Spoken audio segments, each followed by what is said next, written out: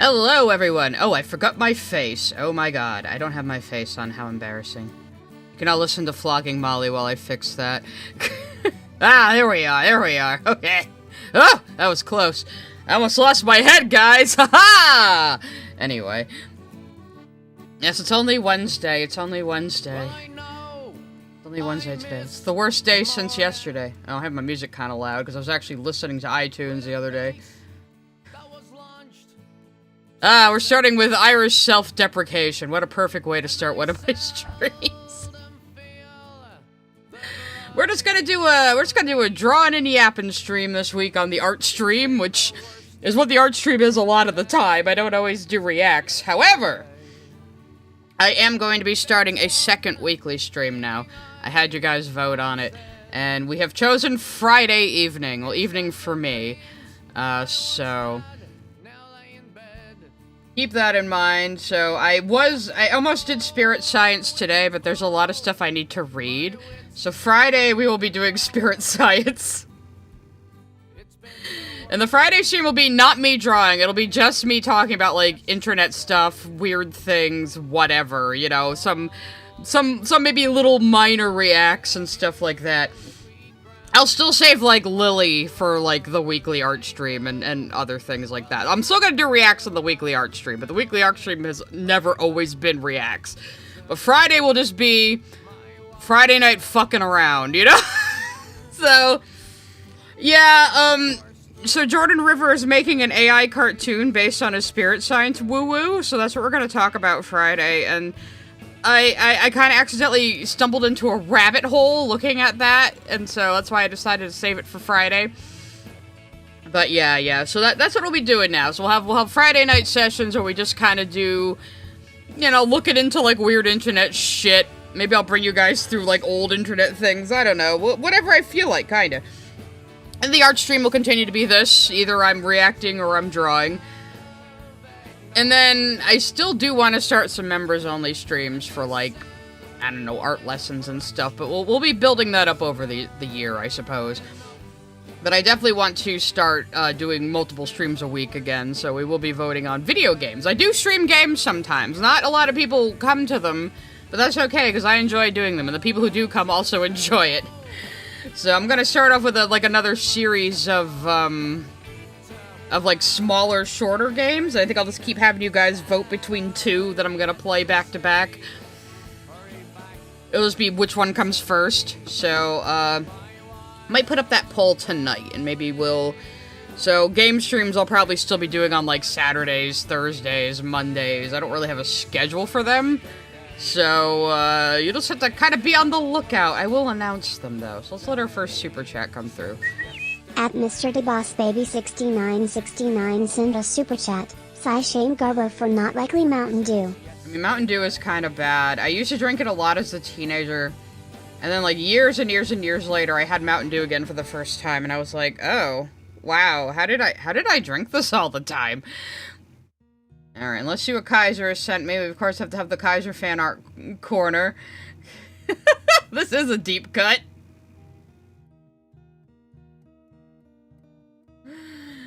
This is a deep cut, wow. I think I got it years ago, or 10 years ago. Ah! Why did it freeze? Oh no. Did my screen freeze for you guys just now? Okay, it's back. Hello? There it goes. Jesus. I just updated stream elements. I don't know if OBS is gonna freak out on me, so, Tisk kiss, the visitor's life is in my hands. You can just stay right where you are. The fuck you gotta do? Make me piss the bed? Yeah, there's this part in Night's Journey of Dreams, which is the Wii sequel to Nights into Dreams that I don't like, where Riala is, like, threatening one of the kids' lives, and it's like, they're in a dream! What's the worst that's gonna fucking happen? He's gonna wake up? Like, god damn it, I hate Journey of Dreams. Like, the levels are fine, the boss battles are actually pretty good, but the plot is retarded.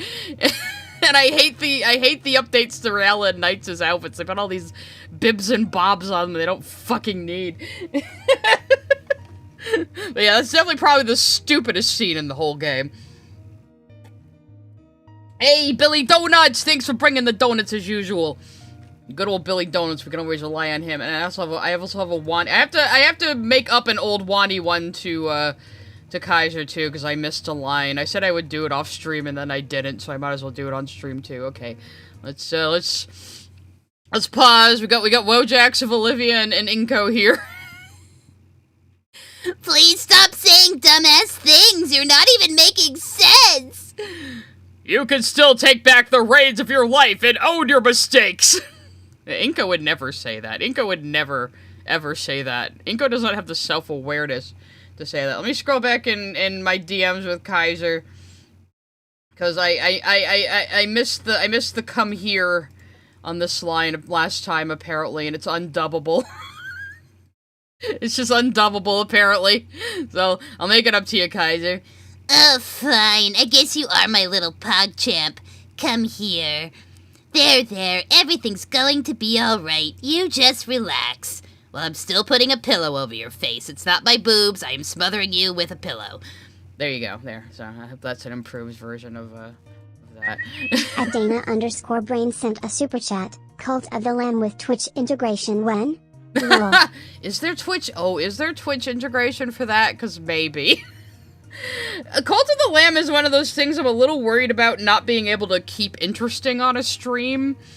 You know, usually like games with a lot of progression like that, I can't make The Sims interesting. I couldn't make like Civilization interesting, so I worry about that. But we could, maybe. We could. At Sausamus sent a super chat. Where's my Tony Hawk Pro Skater 2 stream side?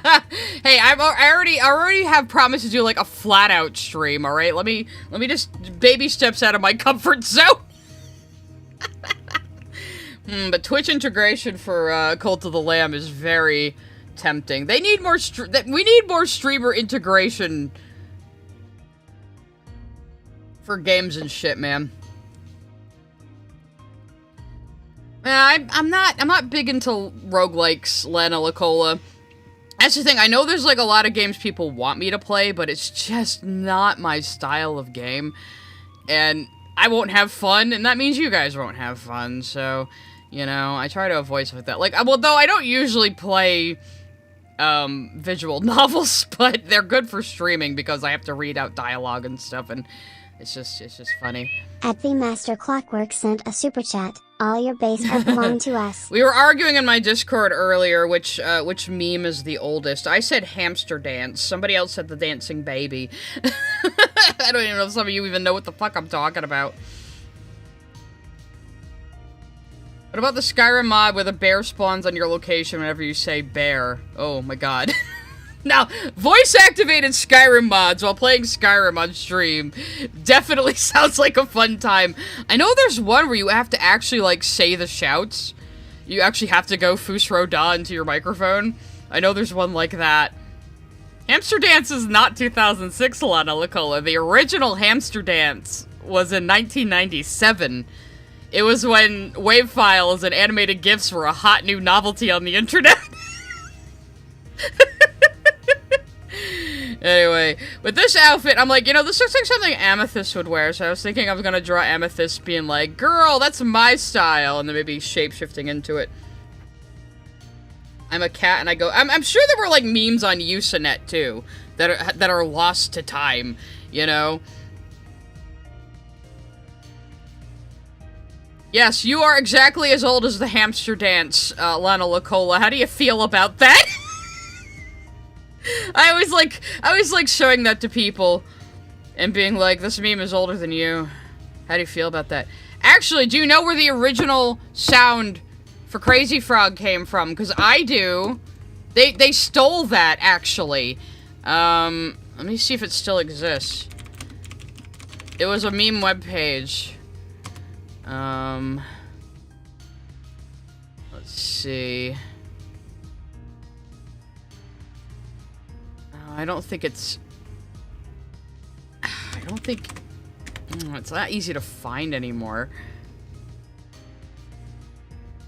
Ah, yes. Well, at least I have part of it here. So, the Crazy Frog sound actually came from this old meme.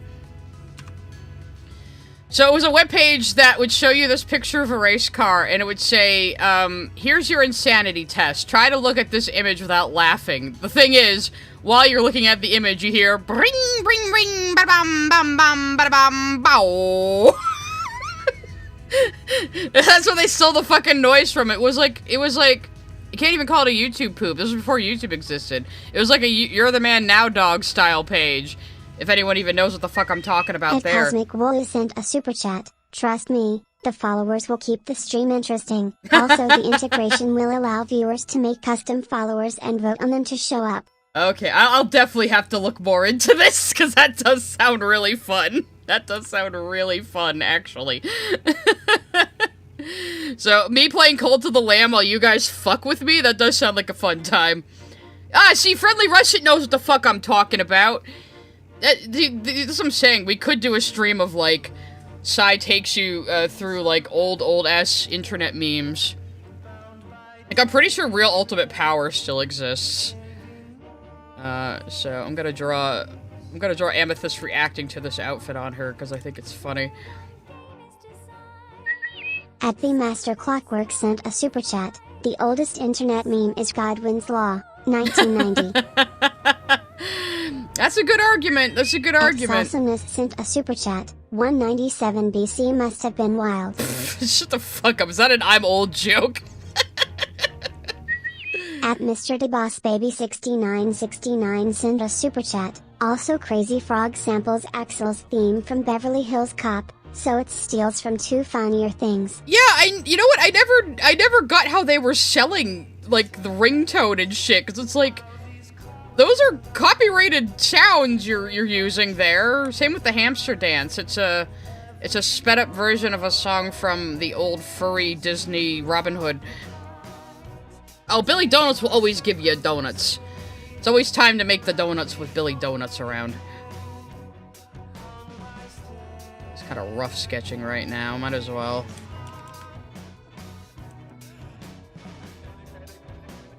Like I said before, a lot of these pictures are also me, like, kind of rethinking how I do my inking again. I tried for the longest time to use that one main inker I have to do long, continuous lines, but I've started switching between it and the turnip pen again. And, picking at my lines a little, but you know what? Maybe I'm just never gonna be one of those people who can just do, like, a smooth character drawing all at once. Miss Jasmine305 sent a super chat. Latex. Was making plans for dinner with friends.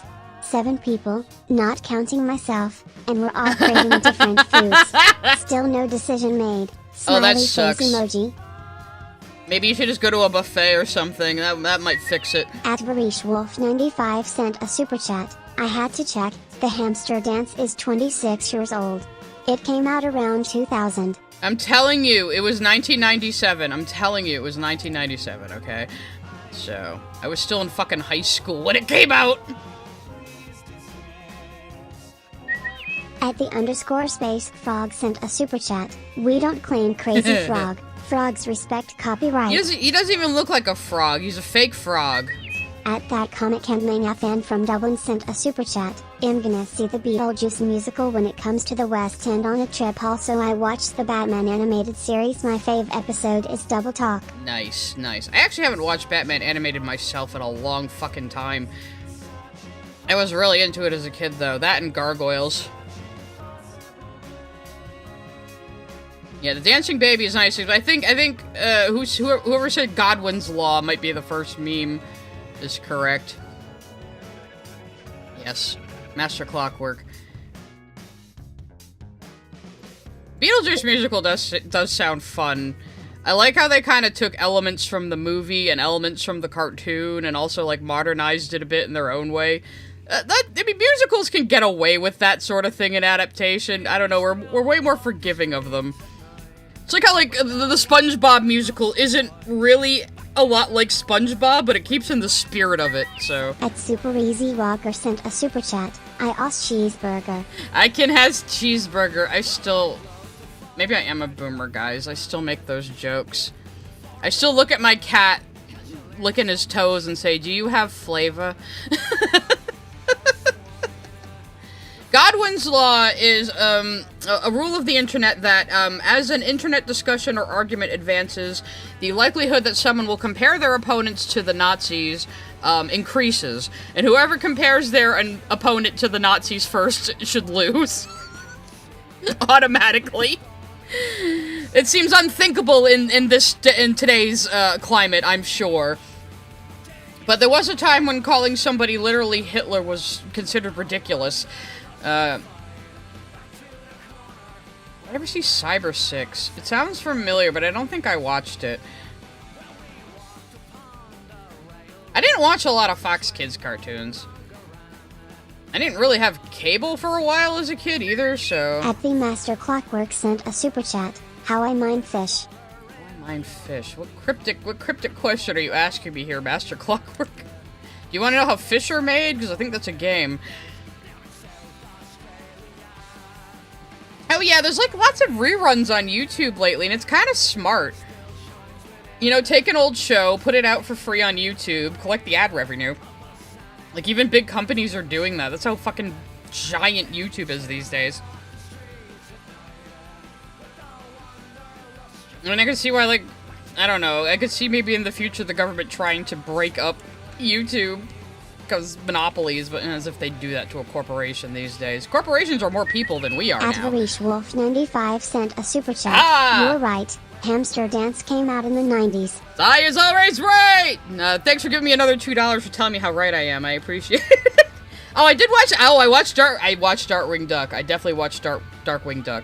I watched DuckTales, too, the original. I haven't watched the new Duck stuff. My friend was really into it. At Miss Jasmine305 sent a super chat. In middle school, I made a painting of a Knightos cheeseburger cat for my mom. It's still hanging up in her living room. Aww, that's adorable.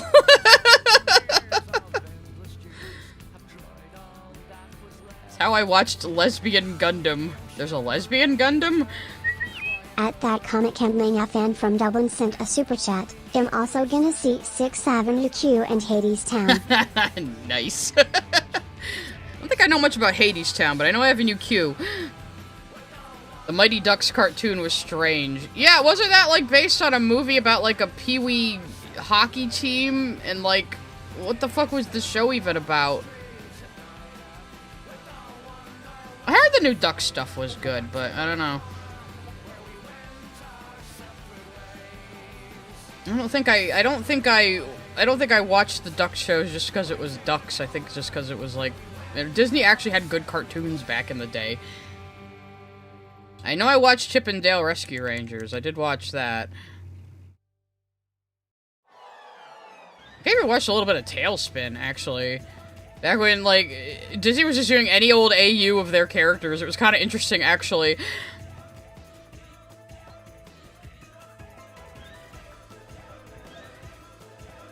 We're talking about old cartoons now, apparently, because this is just one of the normal art streams where we just gotta yap about things. I feel like I'm the only person in the entire fucking world who remembers the Little Bits. Does anybody else remember the Little Bits? It was like a dubbed anime about little sprite people living in the woods. At Sauciness sent a super chat. The new Silent Hill movie was magically bad. Yeah, I've had a few people tell me about it, and it's worse than I even expected. Wow. At Mr. DeBossBaby6969 sent a super chat. I think the show was about Anthro-Duck superheroes. Anthro-Duck superheroes. I mean, there were a lot of duck shows back in the day. There were a lot of duck shows. Ah! Yeah, somebody else remembers the koala ones. There were 2 koala cartoons on Nick Jr. There were 2 of them. One was about a girl who had 2 koalas that pretended to be stuffed animals who were from an alternate dimension, and the other was about, like, little woodland creatures having slice-of-life adventures. I remember Gummy Bears, hell yeah. Nobody remembers Little Bits but me. I knew it. I'm the only one. I'm the only one. Actually, maybe find a picture of it. Maybe it'll jog some memories out there.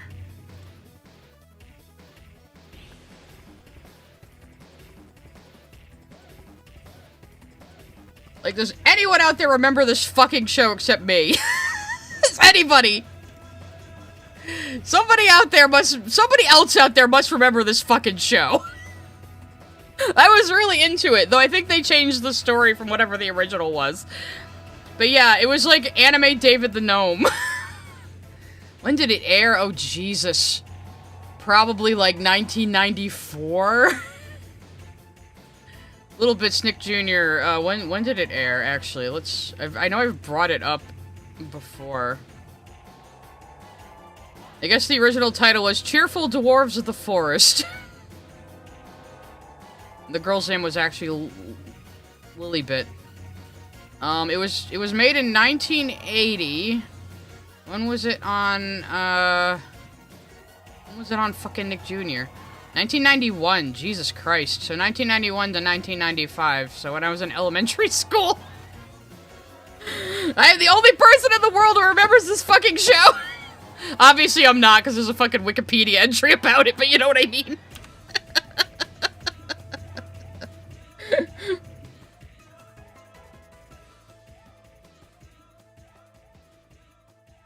There's a furry Sherlock Holmes, isn't that the Great Mouse Detective?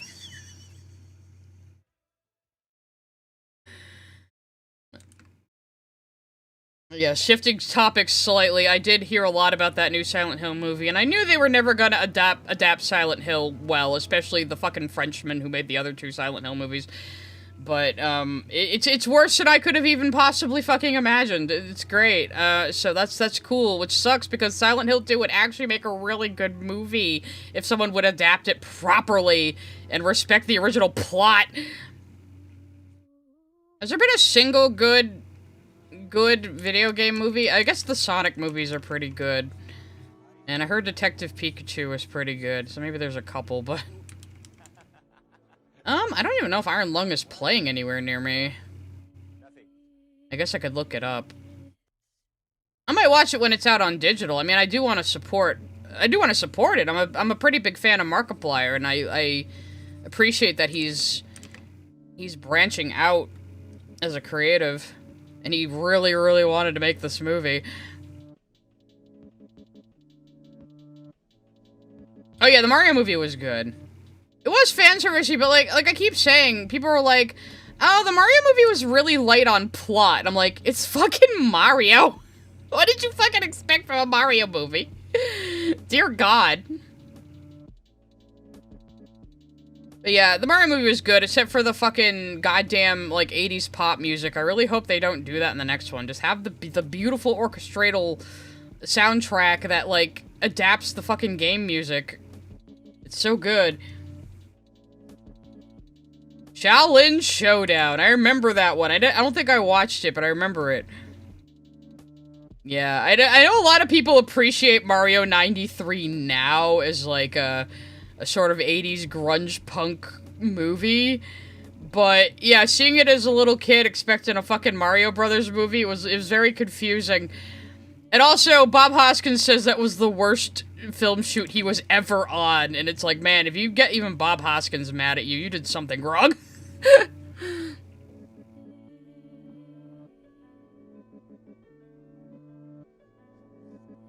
No, I'm sorry to hear about your uncle, Nicholas. At Mr. DeBossBaby6969 send a super chat. Gran Turismo was okay. There was a Gran Turismo movie? The man who played Luigi. The man who played Luigi in Mario 93. Do you know who that is, Tank? That's fucking John Leguizamo. At Sawesomeness sent a super chat. 28 Days Later was based on Re. Does that count? Was it? I mean, 28 Days Later is good, and the Resident Evil movies are fucking terrible. The actual Resident Evil movies are terrible. So, I was never a Resi fan, though, so what can I say? You can't spell his name, okay, I was gonna say. It's just funny looking at John Leguizamo now. People may not know, like, the older movies he was in as a baby. He was in The Rock. He was in Tu Wong Fu as a drag queen. He was... Oh yeah, he was in Romeo plus Juliet! Dear fucking God, that movie is ass! Bob sent a super chat. What was your favorite part about SH2 movie? The part where Mary transforms into a spider and fights Pyramid Head? Or the part where James travels in time to save her wife? My favorite part is how they made Mary, Laura, and Angela all the same person. For some reason. Which just misses the entire point of all of those characters. So, Angela and Eddie are there to tell us things about James and his guilt. At Mr. DeBossBaby6969 send a super chat. The Death Race movies are basically twisted metal. I've heard that, yeah. But yeah, like, Laura, Angela, they serve important roles. Angela and Eddie are two different ways people process guilt. Angela blaming herself too much when she was kind of justified, and Eddie just going off the rails, justifying his unjustifiable behavior. Laura is there to challenge James's timeline on Mary's death. So that's kind of fucking important. Eddie was barely in the movie, apparently. I mean, they already didn't understand the games and thought they knew better. That's why I hate the first two Silent Hill movies. They act like they know better than the game. And like I said, it was that stupid French auteur who directed it, he was like, oh, we can't have a man star in the movie. It has to be woman. I can't believe a man would be looking for his daughter. And then they had to stick Sean Bean in there because they didn't have a male lead. It was like, why did you do this? Like, time travel's not really part of Silent Hill. I mean, there's, like, kind of dimension travel, sort of. It's hard to explain. Like, yeah, they got the monster designs down, but, like, the whole, like, the fucking movie, like, saying, oh, the town was abandoned because of an underground coal fire, like, Silent Hill as a town has never been abandoned. There's always been people living there. Like, Mary and James went on a vacation there. That's why it was nostalgic to them. So the town has always been operational. It's just people are falling through the cracks into an alternate reality caused by the cult, you know? Like, it's not that hard to understand, really. The town doesn't have... It's scarier to think that the town isn't abandoned and there's normal people walking around there. Because there's also the question of, you know, there's also the drugs the cult makes. So there's a question of, is somebody, like, high off their ass killing real people right now? That is a question. Dana_Brain sent a super chat. I do think the FNAF movies are good if you want kooky horror and practical effect animatronics. I feel people who expected anything more than what FNAF is were disappointed though. The thing is, if you don't know what FNAF is, those movies are gonna make no sense to you at all. They are completely 100% for the fans. And that's it. But you know what? That's fine. That's all they need to be. They were never gonna be a masterpiece.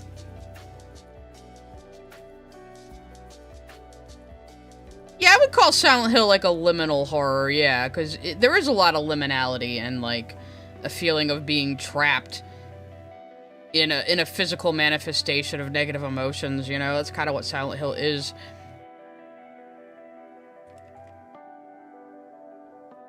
The first movie just fucked up everything else. First, it made the cult like a Christian witch-burning cult, which is just fucking stupid. The cult in Silent Hill has always been about occultism. It's always been about, like, sigils and demon summoning and shit. You know, they're not Christian. Happy Master Clockwork sent a super chat, but then you'll have to worry about the Fraggles. Oh, god damn it, Nappa, no one's going to get that.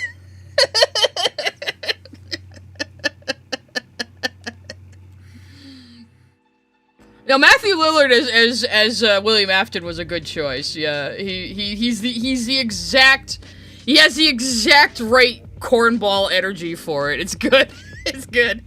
I haven't seen the second FNAF yet. I did go out and see the first one when it first was out, and then maybe I'll go see it. I don't know, or I'll wait for digital. I don't know, but those movies are definitely just for fans, and I guess I consider myself a fan. And thank you for the 10 gifted subs, Shark Jumping Warhorse. Giselle gave us 5 gifted subs earlier, so if you want to join the Discord, make sure you integrate your Discord and YouTube accounts, and apparently integrating them from the Discord side is how you do it. So go to YouTube, find integrations, go to Discord, find integrations, click YouTube, follow the instructions.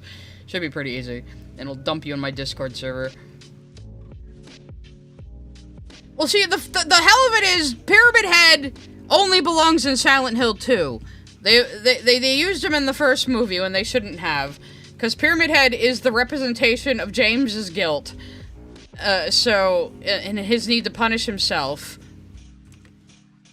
Because again, you have the parallels with Angela and Eddie. You have Angela who feels like she needs to punish herself for kind of justifiably killing her father who sexually abused her. And you have Eddie who was sick of being made fun of, shot a guy and his dog, and is just saying, yo, you know what, I can just shoot anybody who disrespects me, you know? He doubles down on it where Angela wants to punish herself. And James is kind of in between the two of them as far as his guilt goes. The toaster jumps in. Oh, they fucked up they already fucked up Silent Hill 3. Silent Hill Revelation, the second movie, was loosely based on Silent Hill 3. And I mean loosely.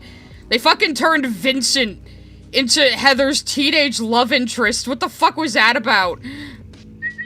At Gargarock Bob sent a super chat. BTW, the director of SH2, said Hess a fan of the game. Bullshit! If you're a fan of it, you wouldn't change everything. Because the narrative of Silent Hill 2 is one of the best narratives in video games, and it could be adapted into a good movie if you've got the right people making it, who actually respected the source material. Silent Hill 3 is actually, Silent Hill 3 probably is my favorite out of the original 4. You know, the only ones that count. Even though 2 is objectively the more artful one, has the better narrative, I still just kind of like 3 more. 3 is a little more straightforward, but I love Heather, you know, and a lot of the imagery around her has to do with, like, you know, teenage girl angst, so. But, yeah.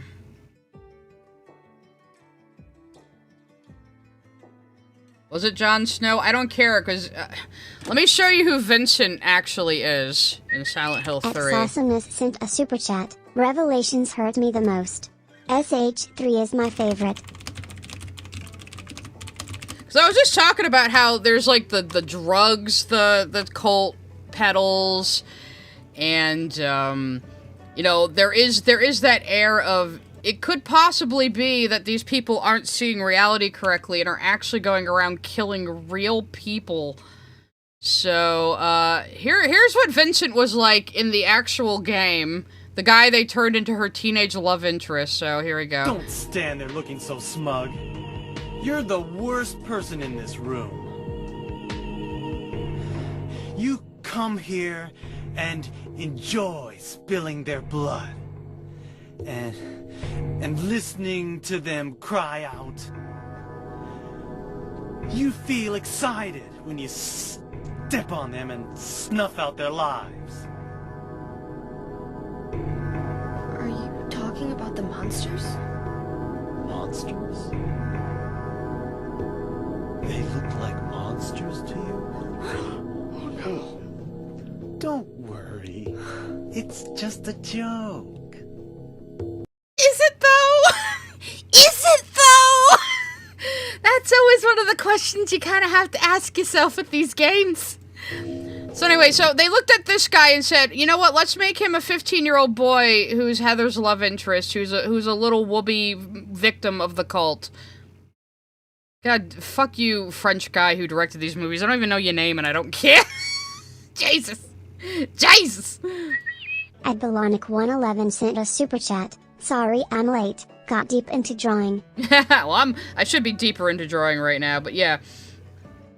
Yeah, people always forget about the White Claudia. That's still a factor in the games. Like, people like to just ignore all the cult stuff.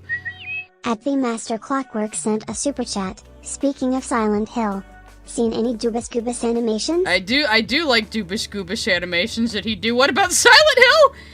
I know everyone likes Silent Hill F, but I am autistically opposed to it because it doesn't take place in Silent Hill! Silent Hill is a New England American town! Can we just please adapt these games well? Like, there's been no, like, good adaptations after the first 4 games. I could maybe be convinced to play it eventually, though. Ed Wokadora sent a super chat. White Claudia appears in Silent Hill F. Interesting. So here's what I'm saying about how everyone forgets about the fucking drug angle of Silent Hill. Really, I think it's that you can't tell where reality ends and the delusions begin in Silent Hill. There really is no answer to that, you know? Because, like, my favorite ending for Silent Hill 2 is in Water, where from the outside it would seem like James killed his wife, drove to Silent Hill with the body in the car, and then plunged the car into the lake, killing himself too. And whatever happened was in his head, mostly. I do not do ara-aras for free, you have to super chat.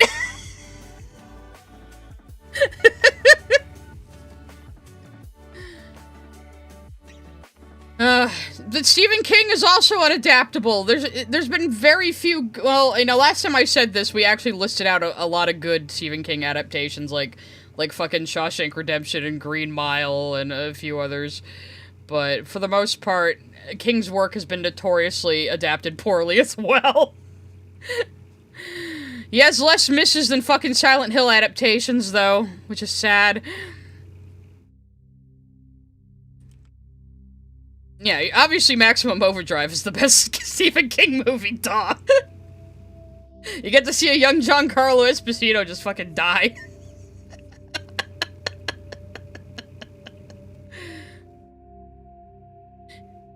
If you get me up to 40 RRs, I have to become a VTuber.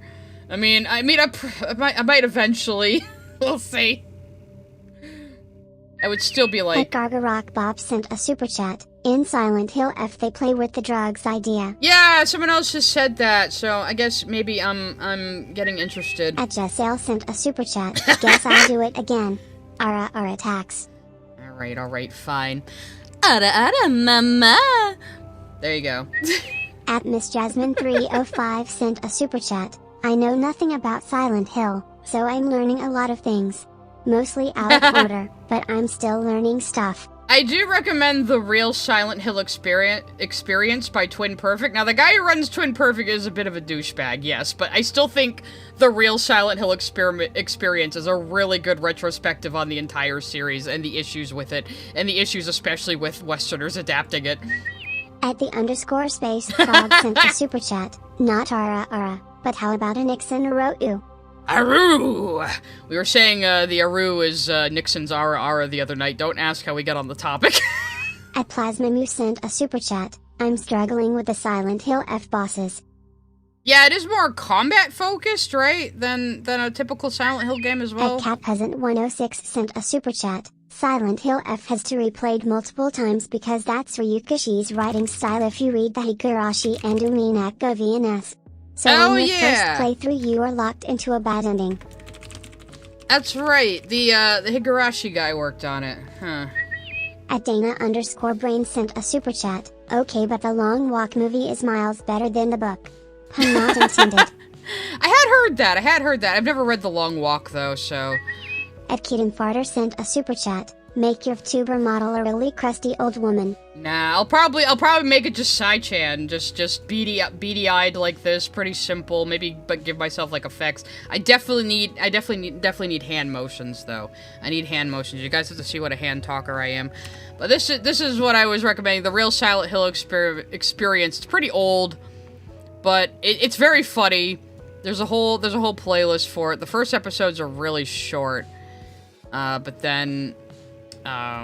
It goes. They do have kind of a grudge against one of the heads of the Western adaptations. That's maybe a little unfair, but it's definitely a good. It's a good watch. It's a good long watch if you're looking for something like that. I think Monty Xander also did some Silent Hill stuff, or maybe it was on Lore Dump. It's on his Lore Dump channel. I haven't watched this yet. But I love Monty Xander. I've watched, like, a lot of his Remedyverse stuff and his Bioshock videos, and I've listened to him and his friends do all of the Kingdom Hearts lore, which is like a 60-hour series of videos. So it's good shit, I'll probably watch this eventually. So, but yeah, there's a lot of nuance in Silent Hill that is really not appreciated by the later Western adaptations of it, unfortunately.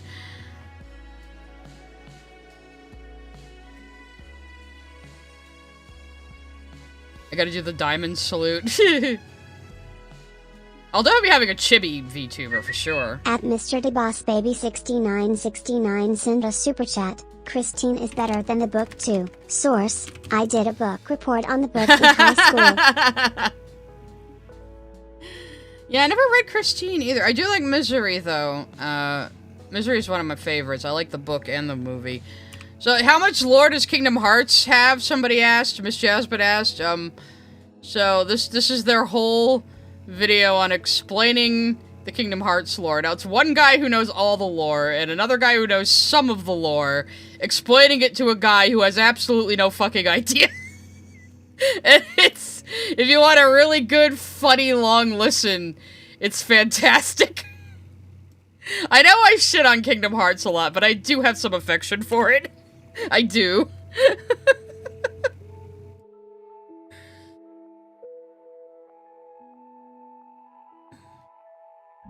Now, the Silent Hill games are good. Maybe someday I'll play them on stream. I haven't played... It's another thing, like, I haven't played in ages and ages and ages, but I've, like, watched Let's Plays of and watched lore videos on, etc., etc. Yeah, even Kingdom Hearts fans say it's too much. At the Master Clockwork sent a super chat. I lied. Mario is a sociopath. No. Wasn't that a game theory, one of Matt Pat's, he was always trying to prove that Mario was secretly a psychopath. Oh yeah, Stand By Me, again, like I said, every time I say there's, like, no good Stephen King adaptations, everybody comes out of the woodwork with good ones. I mean, you could say, like, The Shining is also a really good one, even though King didn't like it, it's pretty different from the book. Salsa sent a super chat. Did you like SH4? That one really stands out. I don't think I ever played it, and I'm a little down on it, but I do think I do count it as part of the original run of the series that Team Silent made, even though a lot of people don't. I think it's interesting, and it unfortunately opened the door to having Silent Hill things happen outside of Silent Hill, but there was at least justification for it with what's his face, the serial killer. God damn it! Why am I forgetting his name? Walter Sullivan. There we go. Well, the book-accurate miniseries of The Shining was actually produced by King. That was him trying to do better than Stanley Kubrick. Which, yeah, buddy, sorry. He adapted your book better than you wrote it, I'm sorry. I have read The Shining book. At Replica_Rabbit sent a super chat. Kingdom Hearts is light tax. Kingdom Hearts is light! Yeah, like, the Kubrick version is a great movie. It has completely different goals and themes than the book does.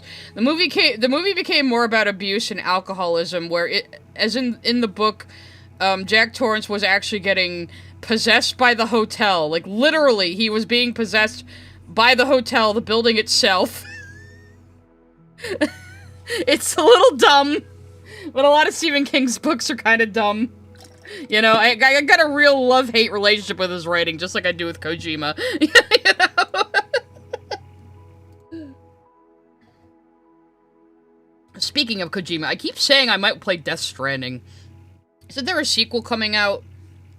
Maybe that would be a good time to do it. I also need to plan around Antos and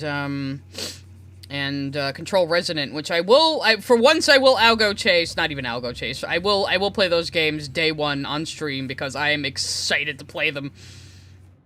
And you know what? Streaming Veilguard blind day one was really fun. I was reluctant to do it at first, because I was like, I kind of like to have, like, my first intimate experience with the game by myself.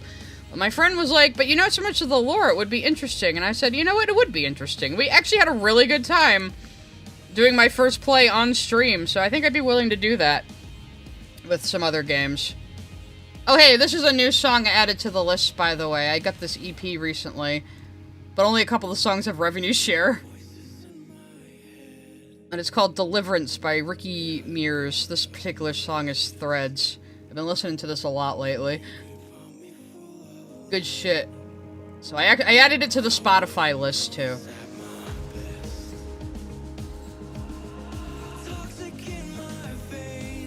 Oh, Death Stranding 2 is already out? Oh, Jesus, I'm so far behind on everything. Is it really?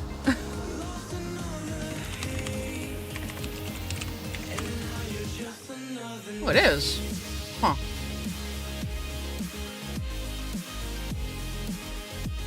Set in Australia? Looking at another screen, ignore me. Oh, maybe one day I can be convinced to play the Death Stranding games online. On stream, rather.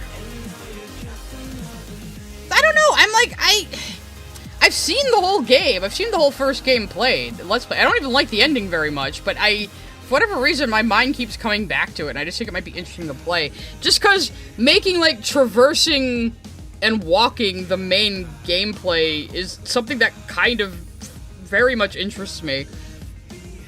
And only Kojima is crazy enough to pull it off. DA Origins Ultimate on Steam for $8. Nice. Is that with all the DLC? I don't even have all the DLC for Origins! I'd be surprised with the cameos. Death Stranding 2? Probably not. Kojima just, like, sees somebody on TV that he's like, I think that person's really neat. I'm gonna go make friends with them, and then he does. It's like...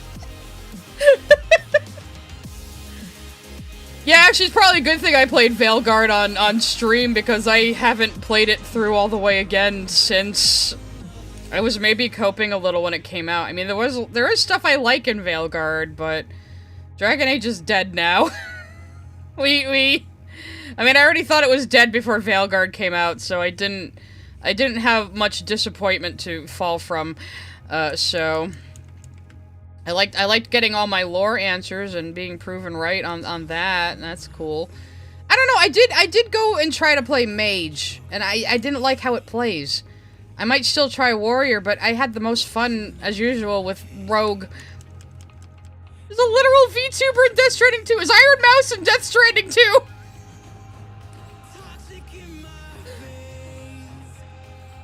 See, in voicing Emu, I was more, cautiously optimistic for Veilguard, so I didn't have as much to lose.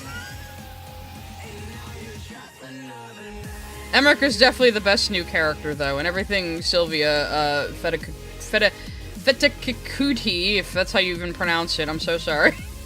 Everything she wrote was really, really good. You didn't want to spoil that cameo, but I guessed it! Oh no, it was a different one? I don't even know who the other one is, so... I don't really know VTubers that well. Even if I become a VTuber, I'm probably not gonna be in VTuber culture. I mean, some people would say a PingTuber is already a kind of VTuber, and I kind of agree with that.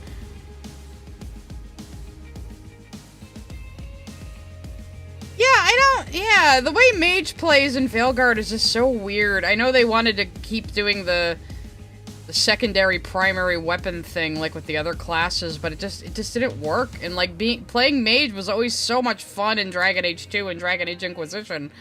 You know, and they have very similar gameplay in those two games.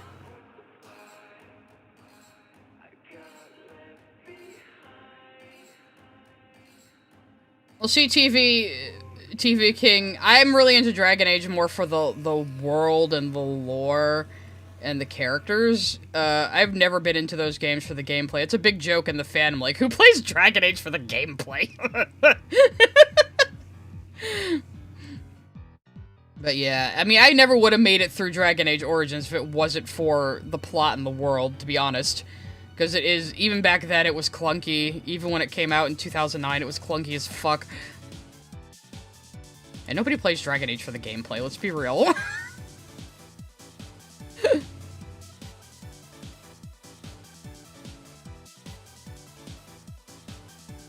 Though I did enjoy the gameplay in Veilguard, at least I said for Rogue. Only thing is, because your companions are fucking just invincible in that game, and only your death matters, unlike every other game. The fucking enemies are on your fucking ass all the time, even as a rogue.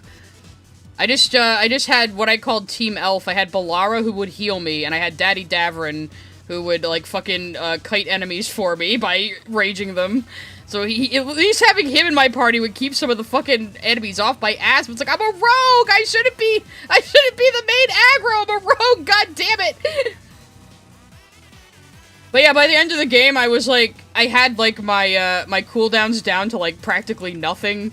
I somehow between items and skill trees had like 5 potions.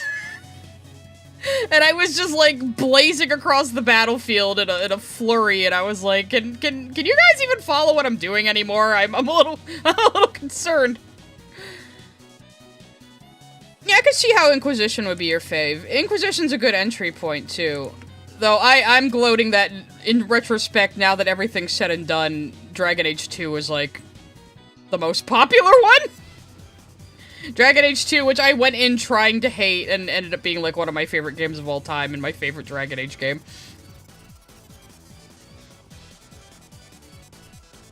Yeah, like, just being a non-warrior and drawing aggro in Veilguard is just insufferable, you know?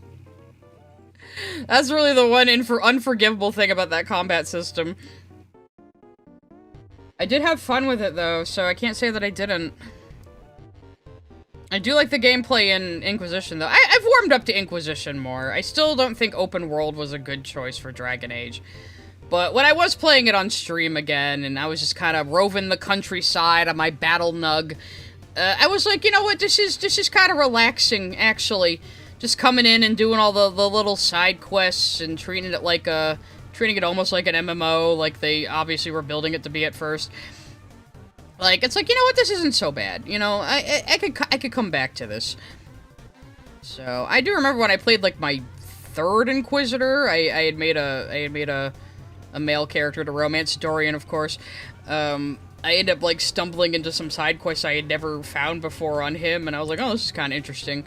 So, yeah, I've warmed up to Inquisition a bit. I'm still pretty critical of it, though. Like, if you really lay out the main plot of everything that happens in Inquisition, the story's really short. But they have all this other stuff there to distract you. Yes, I made you ship Fenhawk. That's... yes, my other OTP. Wow, Sai enjoys a coupling of a goofy pain in the ass and a white-haired warrior with marks all over their body and a distinct voice. Imagine. At the Master Clockwork sent a super chat. Veilguard meta. Spamming skill combos. Win. I mean, yeah, kind of. Like, I just had my fuck you button, I called it. No one expects the Psyquisition! Yeah, OTP, one true pairing. It's like your favorite ship from a series. I'm saying it sarcastically. There's not as much Jaspinel as you think. I started shipping it almost as a joke because Celestial Alipicorn kind of enticed me into it, and then it became serious, and I started seriously shipping them. You see Spinel shipped with Pink Pearl more often, which I also like. I like Hapame stuff. For all this out there doing AUs still, it's fun. Like, I was saying what other streamers, like, what is even entertainment anymore? Like, you can just enjoy, like, offshoots of media that, you know, people are just doing on the internet. Does it matter? This is kind of what humans have always done, telling different stories about the same mythological characters, etc., etc.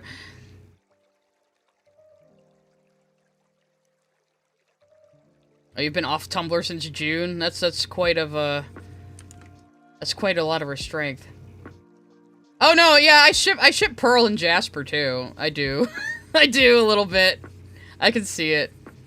I like my couples contrasting. I even ship Jasper and Peridot a little bit.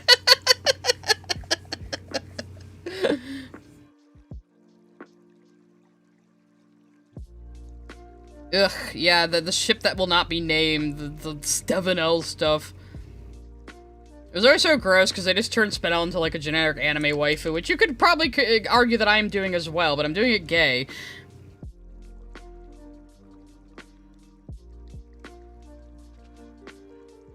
Now I need to draw Amethyst too. Let me get my reference material of how I draw her. I should probably rewatch SU too. I actually need to rewatch Ruby Rider a little bit for the next part of Switcheroo, which I'm still kind of thumbnailing. Hopefully next week. I'll be working on the comic again, but this was a nice little project on the side that I wanted to do.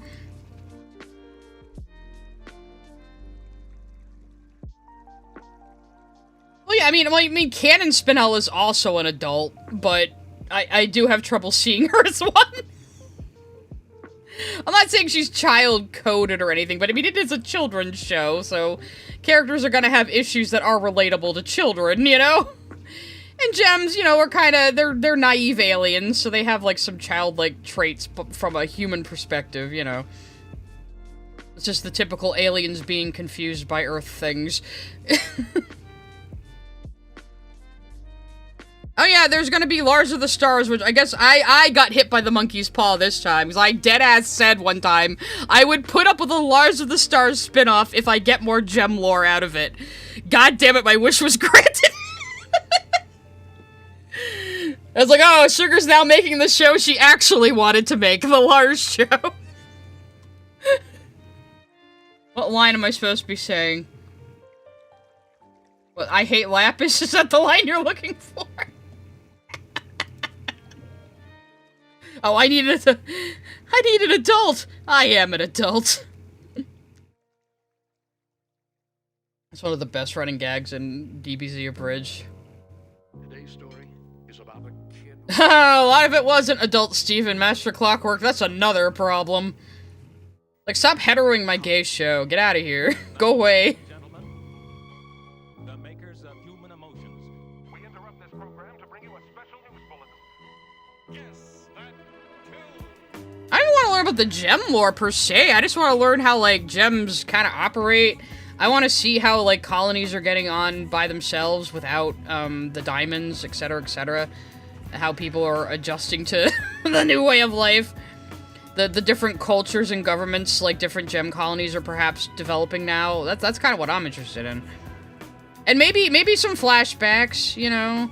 We might get Rhodonite's story finally. So that would be an interesting one to see, because that would flash back to how Homeworld used to be, and maybe we'll get more lore of how the day-to-day operations of Homeworld were, because obviously the crew never really cared about expanding on that lore very much. They didn't, alright? They didn't. Which is fine. That's why they warn you, never care about something more than the creator does, guys. I don't know why I made her look a little bit more nonplussed than I meant to, but I don't know, I'm just sketching right now.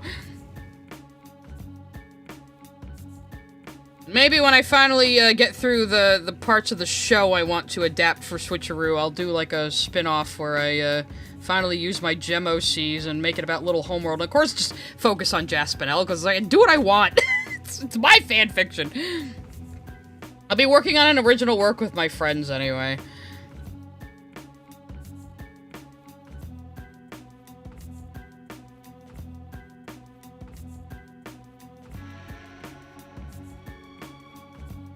She's wearing heels. She might be a little more taller than, Amethyst than she usually is. Yeah, like, I like Lars's voice actor. I just hated his character, and I hated how the show kept trying to make me care about this fucking fuckboy when I really wanted to see what the space lesbians were doing. Storyheart520 sent a super chat. I really like lore. That's why I'm one of the few people who like Final Fantasy 13. It's the lore. See, I don't just like lore, any lore. I can't help the lore I get into. I don't know why it's Steven Universe and Dragon Age that my spurgery is so focused on, but that's just what happened. And that's okay. I mean, just let people enjoy things as long as it's not, like, impeding their ability to be a functioning member of society. Nothing much, Dino Nuggy. We're just yapping. I am gonna start Friday streaming this week, though, and we will have some spirit science then. Because the Friday streams are going to be me just talking about random shit on the internet and not drawing, because it's going to be more stuff I have to, like, you know, show on the big screen and read and things. I don't avoid burnout very easily, as you might have noticed. It takes me forever to do things, so I really don't have answers for you. If I figure it out, I'll tell you. I do have a lot of problems with executive dysfunction, you know, freezing when I have, like, a lot I want to do, depression, stuff like that, you know, but... Hey, this stream is also my outlet, so we'll all suffer and try to grow together. I have people voting right now. It does seem like 6 p.m. EST is winning. Let me check. Yeah, I said, do you guys want 6 or 8 p.m.? So I'm trying to figure out time zones that'll be, you know, accessible to people. But with having the Friday stream a little later, lets people who don't usually get to come to the Sunday streams, the Wednesday streams, have something, you know? Exactly. I'm also trying to figure functioning as a fucking human being out, too, so... We can all learn together. You gotta love how everyone's like, you gotta be sensitive to mental illness until a live streamer has mental illnesses, and then people are just shitty to them. I saw that recently, like... I mean, I don't like Asmongold. I like that he's pissing off Hassan Piker. But Hassan's out there, like, saying, ugh, Asmund doesn't bathe enough and his house is dirty. Why would you listen to him? And it's like, well, he's clearly grown up impoverished and has a lot of mental illnesses. So, maybe think about what you're saying when you say things like that. I'm just saying, you know. He's pretty... Asmongold's pretty blasé about his own issues, too, so... Maybe a little too blasé.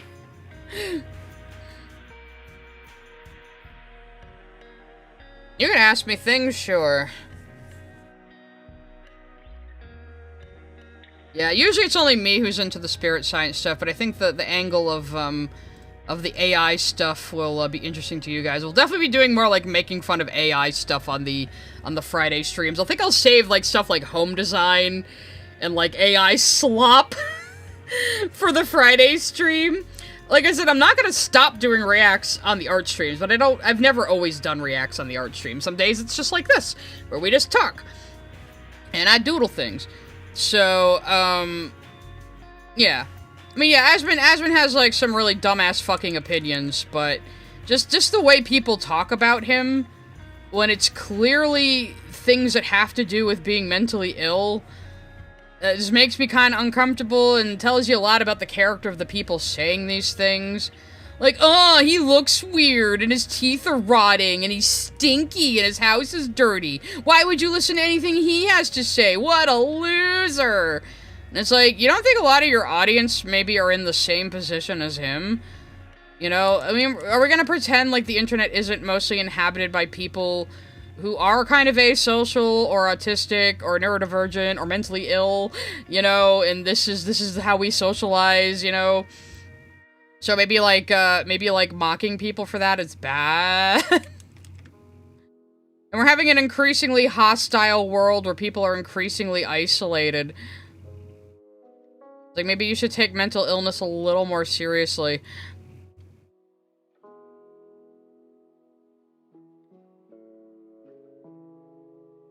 I don't know anything about the Kingsman/Marvel Rivals situation. I don't really play fighting games anymore. At Balonic111 sent a super chat. I think being blasé about your issues is mainly a man thing. I don't know about that. I mean, I'm always pretty open about how, yeah, I have mental illnesses. I'm medicated. I'm under psychiatric medication that I would be an absolute massive depressive melancholic without. You know, I think being open about these things is kind of good, instead of acting like mental illness is an insult or something to be ashamed of. It's just something some people have to deal with in their life. You know? You don't gotta be a dick about it. Like, you can hate the guy's opinions and his attitude all you want, but you don't gotta be a dick about things that are clearly out of his control.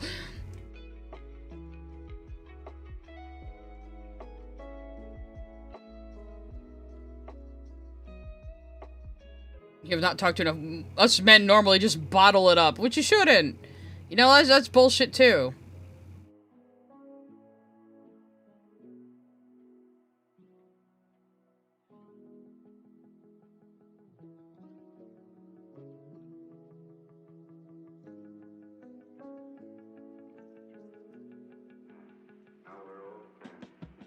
Yeah, one day I'll do a stream making fun of Hassan. I'll have to like gather like the worst clips of his or something, and that'll just be what we do.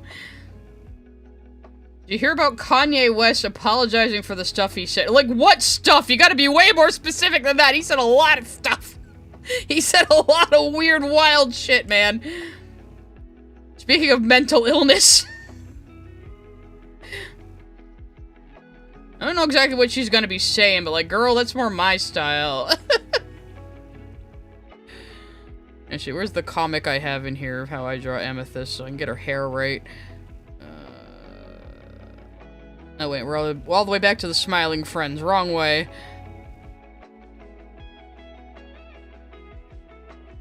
There's some more of my Amethyst from... This was like a Tapas only comic when I was trying to like do exclusive Tapas content, which I'm not sure I'm gonna do anymore. But... Do you have any idea how little that narrows it down? Oh, he's apologizing for being a Nazi. That's just cool, yeah.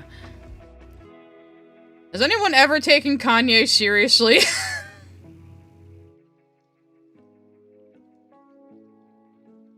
Oh, we will be doing more Hazbin Hatem streams, and those will probably be art stream ones. Seems good to be drawing when I'm critiquing media takes.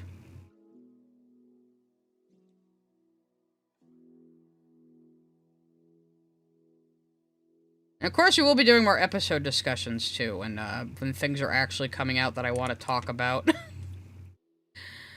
I said, aside from indie cartoons, I might do episode discussions for the new seasons of The Boys and the new seasons of Severance, whenever those fucking come out.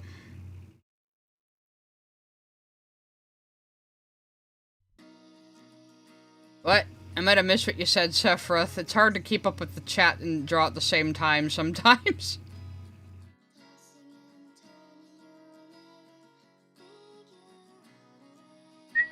Adbalonic111 sent a super chat. Yay, Medicated Club. Yay, Medicated Club! I'll try to read back up in the chat, but... I'm glad you're learning interesting things on my stream. Again, eventually I want to do members-only streams that are more focused on art teaching, but I just have to kind of figure out how I'm gonna do that. I'm not very good at structuring lesson plans. Yeah, so the doomed old man Yowie was last season. I don't know what's gonna happen to old Burton Irving there.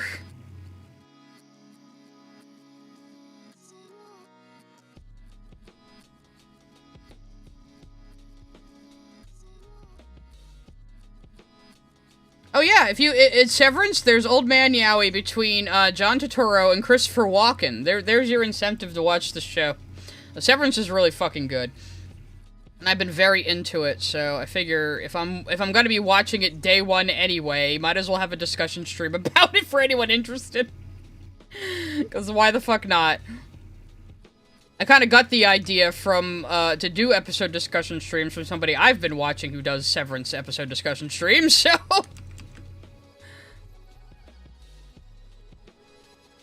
I've seen a little bit of Big Top Burger, yeah. I like Worthy Kids. I was already a fan of Worthy Kids. Are you trying to ask what my problem with Lapis is, Sephiroth? Because I just think she's a badly written character who the plot lets slide way too much because the writers just like her. They never really seem to, like, fully flesh out her character arc.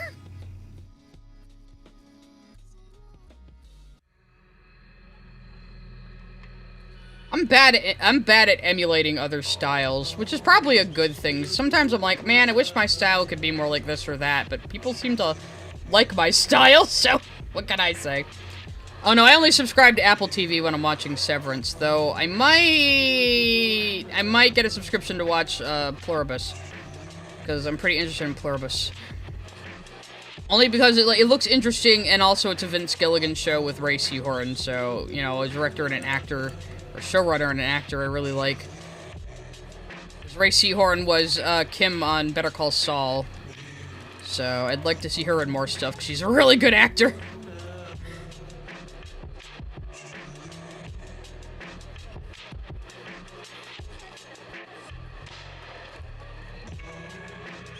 like, they set Lapis up for a good storyline of being an abuse victim who in turn becomes abusive, but they just never really finished it, and Steven sees her sing a sad song about how sad her own shitty actions make her feel, and then everything's okay. And it's like, don't like that. The episode I like Lapis the most in is Room for Ruby, where one of the enemy rubies crashes back down to Earth and, like, turns out to be a Machiavellian mastermind. Who's just playing them the entire time to get her fucking ship back. I like that episode because Lapis actually owns her shit. I mean, she's right in the end, but she actually owns her shit for once. And I like her line toward the end where she's like, I knew it! Nobody could be that well-adjusted!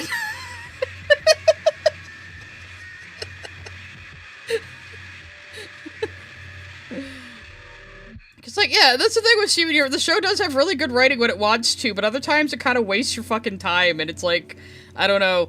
Isn't that funny to hear from me when people are out there saying I can't stand any criticism of Steven Universe? When I'm At Miss Jasmine 305 sent a super chat. Have you seen Pretty Please I Don't Want to Be a Magical Girl? The second episode animatic is coming out at the end of January. I haven't Party even popper emoji. I follow the artist. I haven't really gotten around to watching the first episode yet, but I do follow the artist. I don't know, I've been a little uncomfortable with it lately, how much they're just focusing on, like, shipping and stuff, and, like, they have the other girl have a crush on the main girl, but it's like, it's kind of like they're children, and I don't know, it's the way it's done is kind of weird, but I don't know, I guess we'll see.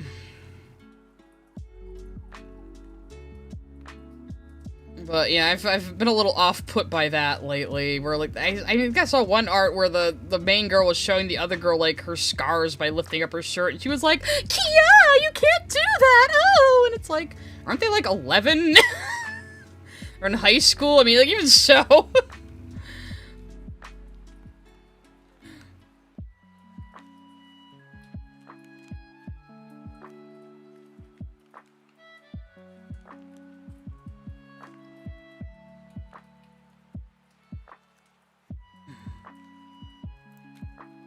I don't have a problem with the artist in general. I'm just noticing these trends where it's kind of focusing a little bit more on, like, kind of goonery stuff.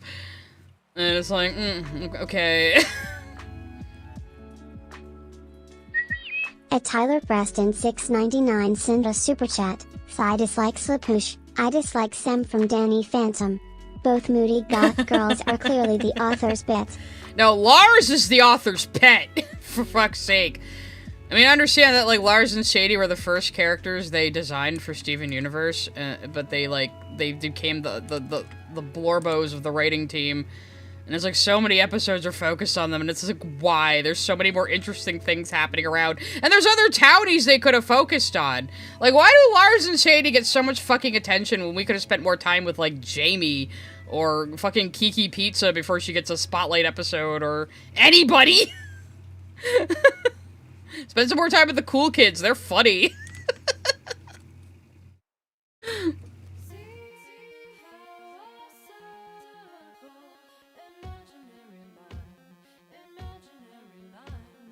I don't know, they have a lot of art of, like, the main villain and the teacher being kind of, like, sexy together, and it's like, it's just a little odd. It's just a little odd. Haven't seen the new Glitch trailer yet. I know it's like a Pibby type thing, right? This new show they're making. I don't like a lot of Onion episodes on Steven Universe, to be honest. Onion is a character who works best in small doses. So a lot of the episodes, like, heavily focusing on him are just kind of like, oh, Jesus. You know? I hate Onion Gang. I fucking hate Onion Gang, okay? Look, I swear I love Steven Universe. I only skip, like, 18 episodes, okay?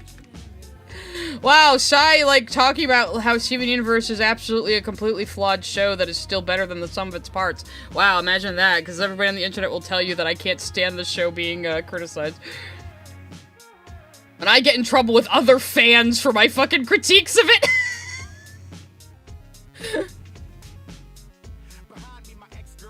It's like, we didn't need a backstory for fucking Onion. He's a shitpost. He works as a shitpost. Keep him that. At least he was a shitpost in, he was just a complete shitpost in, Future. Which is how he should be.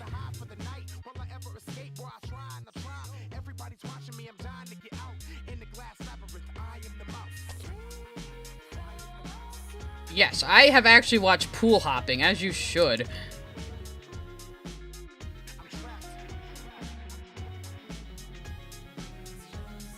Oh yeah, I think we've all known, like, a tiny little kid like Onion at some point in our life. It's the weird, odd, duck little child who has a lot of self-confidence. Just does whatever they want.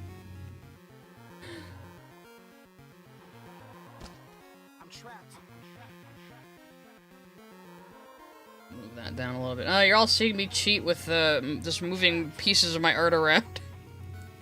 Onion is Yellow Diamond. Right, just like Lion is secretly Rose. I'm still hanging on to that one. My joke is that Lion has a copy of Rose on him, but he doesn't have enough RAM to run her. So he just kind of vaguely, vaguely follows her will. Oh, Sour Cream's great. I already liked Brian Pusheen, the comedian who voices Sour Cream. I love how in the episode where we see Sour Cream as a baby, they just didn't change his voice at all. It's just Brian Pusheen going, goo goo gaga. There's nothing lame about seatbelt safety. Oh, it's good shit. I'd Soar Heart 520 sent a super chat. Sorry I skip a lot of Townie episodes of Steven Universe, I wanted to get back to the gem stuff. Yeah, I mean, a lot of people, their argument is like, well, we have to see the human side of Steven too, and it's like, well, they could have written it better, you know? I always say my top tier, my top echelon of Townie episodes in Steven Universe is Horror Club and Restaurant Wars, and if they were all that well written, and utilized the characters that well, I wouldn't have as much of a problem. Well, like, so many of the Townie episodes are just dull. They're just dull. And they don't really go anywhere. Yeah, Lion is a Windows 95 computer, Rose is a Windows 11, yeah.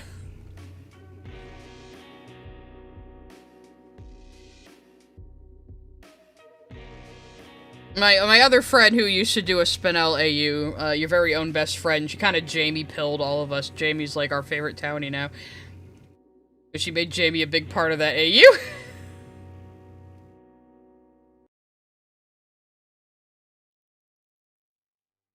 I guess Buck's a little boring, but the whole point about Buck is he's supposed to be kind of deadpan. You know?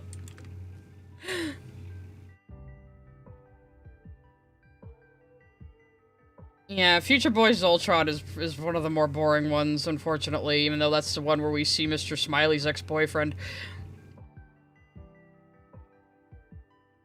You don't know how to feel about SU Future? Well, that's okay. I mean, I can see why people don't like it.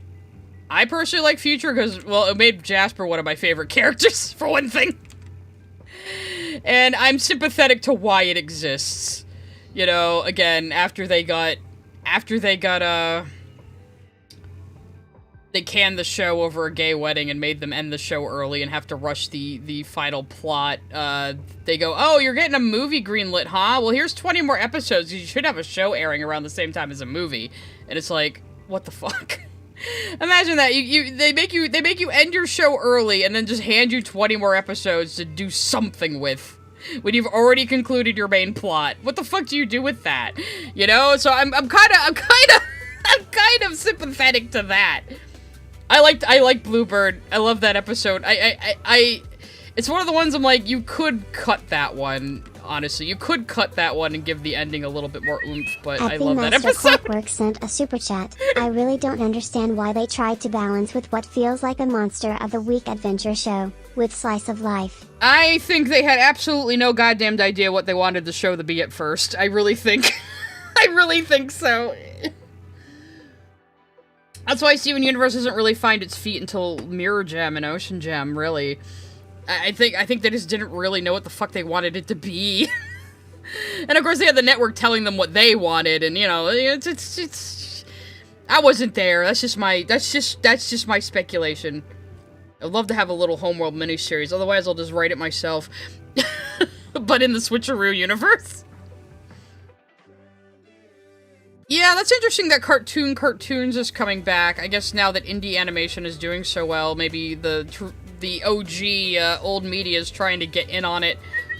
At Invoicing Emu sent a super chat. Normalize criticizing things you like, Tax. Yeah, maybe it's just because I come from the Dragon Age fandom where we fucking make fun of it all the time, and like there were in-jokes between the devs and the fandom that would make it into games, you know? Like, we always had a really good sense of humor about the games, you know? And we'd make fun of things here and there. Like the long-standing joke that, Zevron, when you meet him, says he can pick locks, but he starts with no lock-picking skill. That's a big running gag. It's like, yes, you can be critical and make fun of things and stuff you like. In fact, you should make fun of stuff you like. It's healthy. It's a sign of affection, too, you know?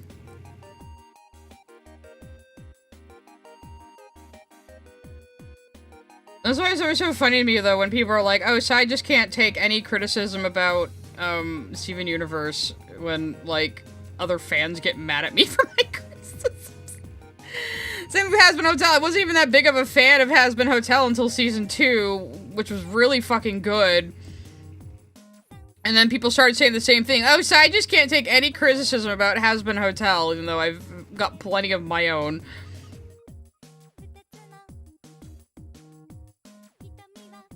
Yeah, you can't criticize modern Trek because we put political messaging in it. So if you disagree with the show being good, then you disagree with our political message, clearly, even though it has nothing to do with that. And like, entertainment shouldn't be your fucking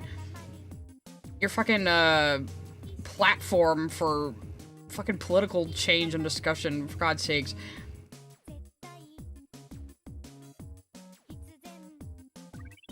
Yeah, like, I liked Hazbin well enough.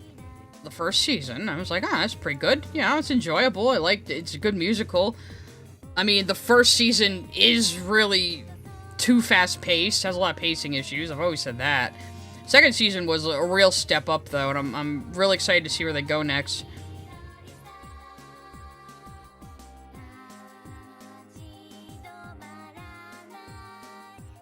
That's the thing they were saying about the new Star Trek, is like, Klingons are black-coded. It's like, okay, what about the actual, like, black humans that exist?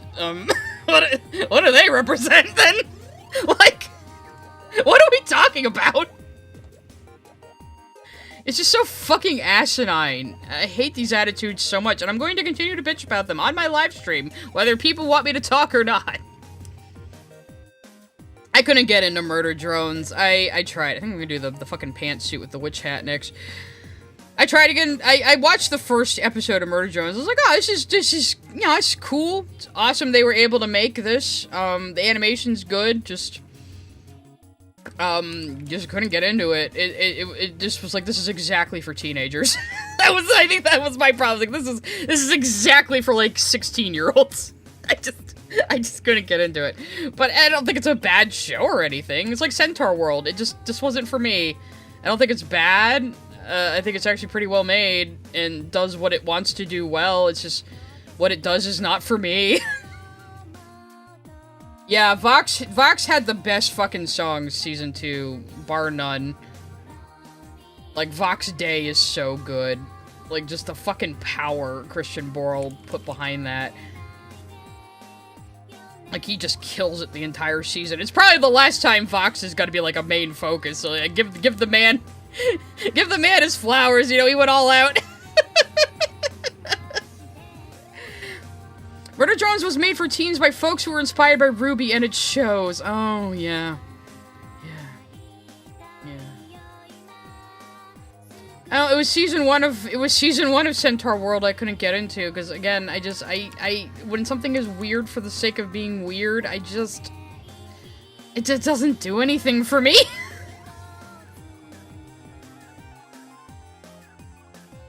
I am am the avatar of your consequence. Yeah, the lyrics are good, just the... I would play it on stream again, but I'm definitely gonna get copyright struck again if I do, but, like, fucking just... There's a recording out there of Christian Burl recording that part of the song, and, like, you could see, like, the fucking muscles in his neck straining, and how much he opens his mouth to get that power out. Jessel sent a super chat. I love the go-dubs unironically. I sure as hell quote go abridged all the time and scream about certain decisions made. Oh yeah, oh yeah, oh yeah. It's like me with the Hellsing abridged. I always say it's its own Hellsing adaptation. I honestly feel that way. At Nostalgic Nerd 9036 sent a super chat. Sigh, when you going to play the new Digimon game? Never. I'm not into Digimon or Pokemon, guys. I'm sorry. I was there for the original Pokemania in the 90s, and I still didn't get into it. Well, don't hug me, I'm scared isn't weird for the sake of being weird. It does have a purpose to its weirdness. Jessel sent a super chat. Normalizing critique and figuring where something went wrong is good, especially for someone's imagination. Yeah, like, it's always good to examine why you didn't like a particular decision in a show. It helps you become a better writer yourself, you know?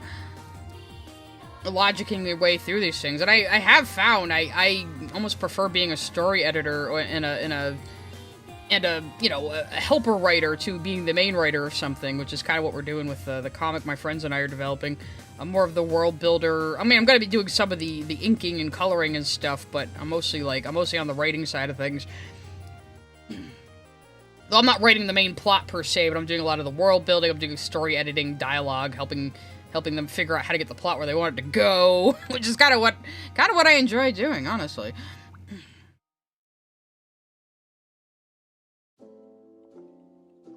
Oh yeah, I love when people are like, "Oh, save these poor voice actors from Hazbin Hotel," as if they didn't audition. At the Master Clockwork sent a super chat. Recent interview with Viv, she said Val will get the spotlight in Season 3 and Velvette in Season 4. Wait, is Vivian the 4th V? Vivian's one of the V's all along! At Soyheart520 sent a super chat. If you play Digimon, it'll piss off Lily. A bonus. Should I play it and just get it completely wrong? I don't know. How much does she actually care about Digimon for real, though? I don't think she really does. Well, yeah, it's like with fucking Knights of Guinevere, too. They're like, how could they have a trans woman voicing a cis-male character? And it's like, she fucking auditioned. She fucking auditioned for the role. She chose to take the role. Do you think she has no agency here? What are you talking about?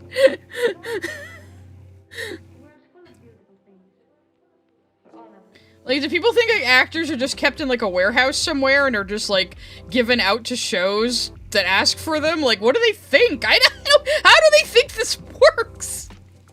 I just don't understand. Yeah, it's called having a job. Maybe that's why they don't understand. Yeah, it's like they think voice actors have no agency, and they're just like shopped around from show to show against their will. It's like, I don't get it. You didn't like Knights of Guinevere? Get out of my chat! No, I really liked the Knights of Guinevere pilot. So much of it, so much things in it is like totally my fucking jam. So I am definitely looking forward to more of it. Well, that's what I asked too. I was like, when I do an old man voice, is it bad because I'm not a man? Like, why is that a problem?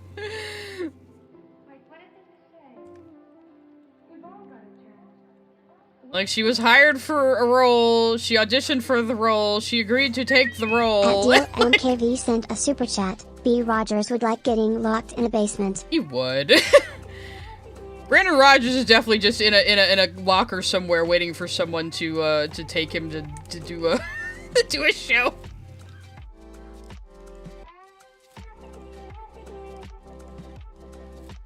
You should watch the Knights of Guinevere pilot for follow. It's really fucking good.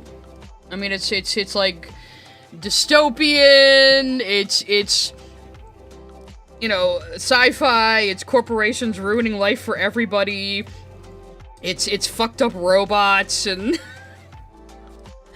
a little bit of cyberpunk, is good stuff. Sent a super chat. I miss SSX games. Tricky and 3 were so much fun. I heard a lot about those. I never really played games like that, though.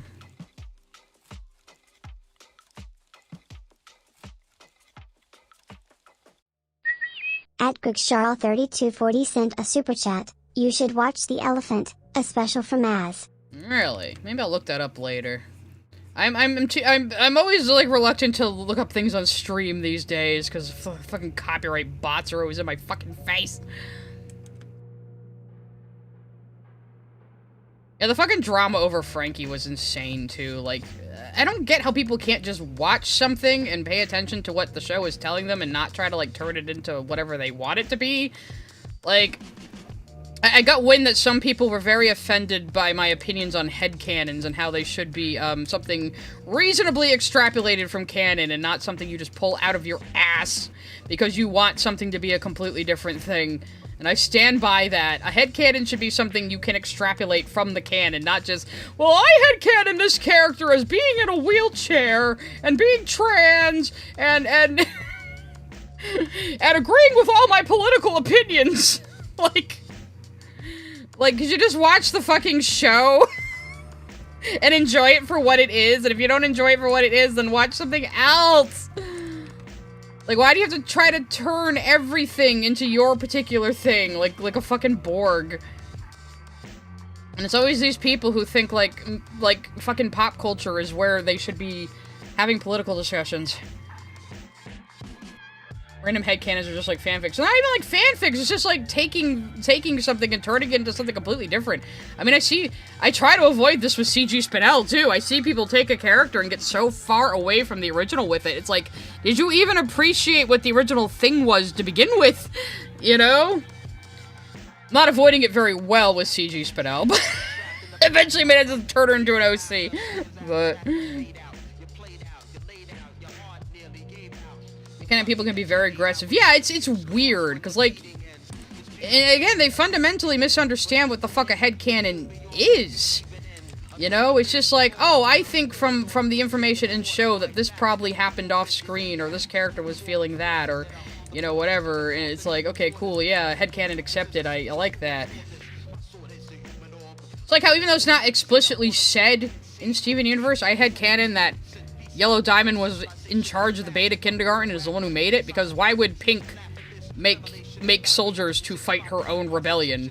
I have a feeling Yellow Diamond swept in and said, oh, we need to make you more quartzes, sweetie, to get rid of this problem on your colony that you're failing to do correctly. Thank you, Space Frog, I try to write in character, in canon. I find it to be, like, you know, a good challenge, writing for the thing that it actually is, than just making up stuff, you know? I don't know, I guess part of me just wants to be, like, a pretty good writer and artist, even when I'm doing fan art, you know? Why would I not want to advance in my craft? Oh, you discovered Pink Onyx? Thanks to me, Pink Onyx is so fucking good, man. I'm taking notes on Creeper's fucking Jasper writing, it's so good. One of the best fan projects I've seen for getting Jasper, like, very, very, very down. She's a deceptively deep character for her surface. Pink Onyx is a fan comic after Steven Universe Future. Heart520 sent a super chat. I'll show it to you I guys. ship Sora and Riku from Kingdom Hearts, but it's not my headcanon, cause I don't see nothing romantic between them, just friendship. Yeah, I mean, you can ship characters without actually wanting to see it happen in canon, too. Like, a lot of people don't seem to understand that. Like, oh, like I said earlier, like, oh yeah, I kinda ship Peridot and Jasper a little bit. It would never happen in canon. I don't expect it to or want it to. Anyway, let's look at Pink Onyx AU real quick, because I like shouting out other artists. So, Creeper is really smart about it. They're fighting their own fusion inside their fusion right now. Listen, let me go to the hub real quick. I can show you the early pages. So this AU takes place after Future, and it's about Steven and Jasper fusing to understand each other. So they call it Space Sun and Space Aunt Adventures. And it's really good. And what Creeper does... Jasmine 305 sent a super chat. I understand a character will be written a bit differently in a fic AU, but like, if they're unrecognizable then that's not an AU, it's an OC. Yeah, exactly. So, yeah, what they do is, they write the entire episode, you know, and then release it page by page. So there's breaks between episodes, but their art's really good. It's really, pretty close to the show style. Lots of good shit going on. So right now, they're kind of struggling with a corrupted version of their fusion in their fusion mind palace, the two of them. So, and they both look like Onyx right now. Let me see if I can... Where's the episode list? There's a lot already. Like, they're a fucking workhorse, man. They're a fucking workhorse. But, let's just get some pages here. There we go. So, it's just like a dialogue scene, typical dialogue scene. So yeah, the art's really good. It's really well done.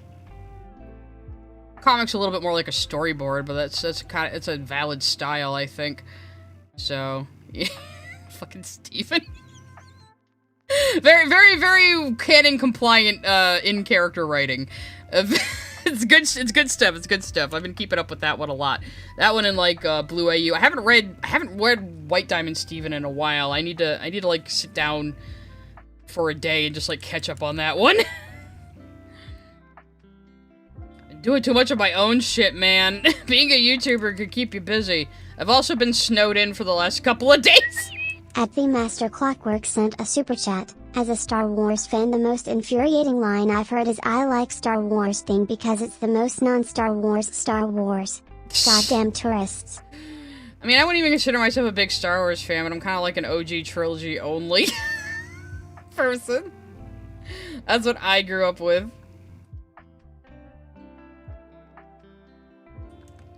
Oh, you even hear Kimberly Book's voice for Jasper? Yeah, like I said, I'm just like reading it like, oh my god, you're like, this is great Jasper rating. Oh my god, I gotta take some notes here.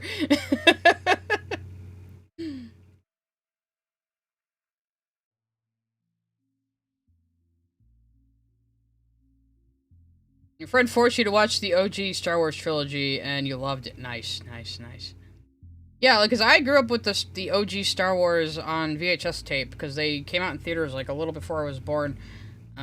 So I basically grew up with them, and then when they returned them to theaters with the special editions, we were also fucking excited. And then when they returned to the theaters with the Phantom Menace, we were also fucking excited, and, well, you know how that turned out!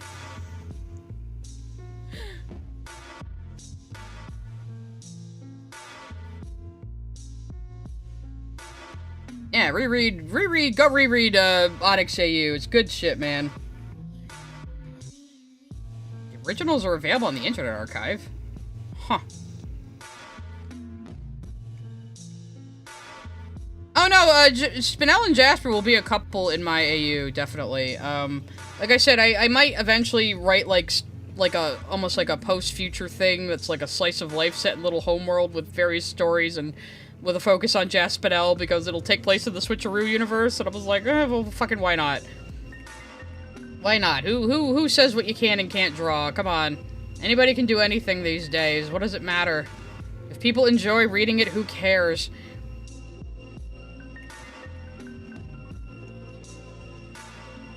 The thing with Switcheroo is I kind of write it out of order. So, like, if I do, like, something set after future, it would be more of a continuous story, so... Just gotta get myself motivated, guys. Like I was saying earlier, I don't know how to tell you how to handle burnout. I don't handle it very well either. But I'm gonna be making myself ramp up streaming this year. Trying to get a lot of things accomplished.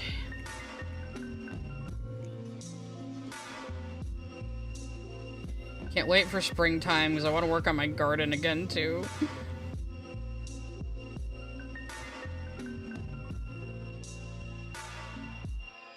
Actually, yeah, Insane Ballerina Pearl would look good in Camilla Carmine's outfits.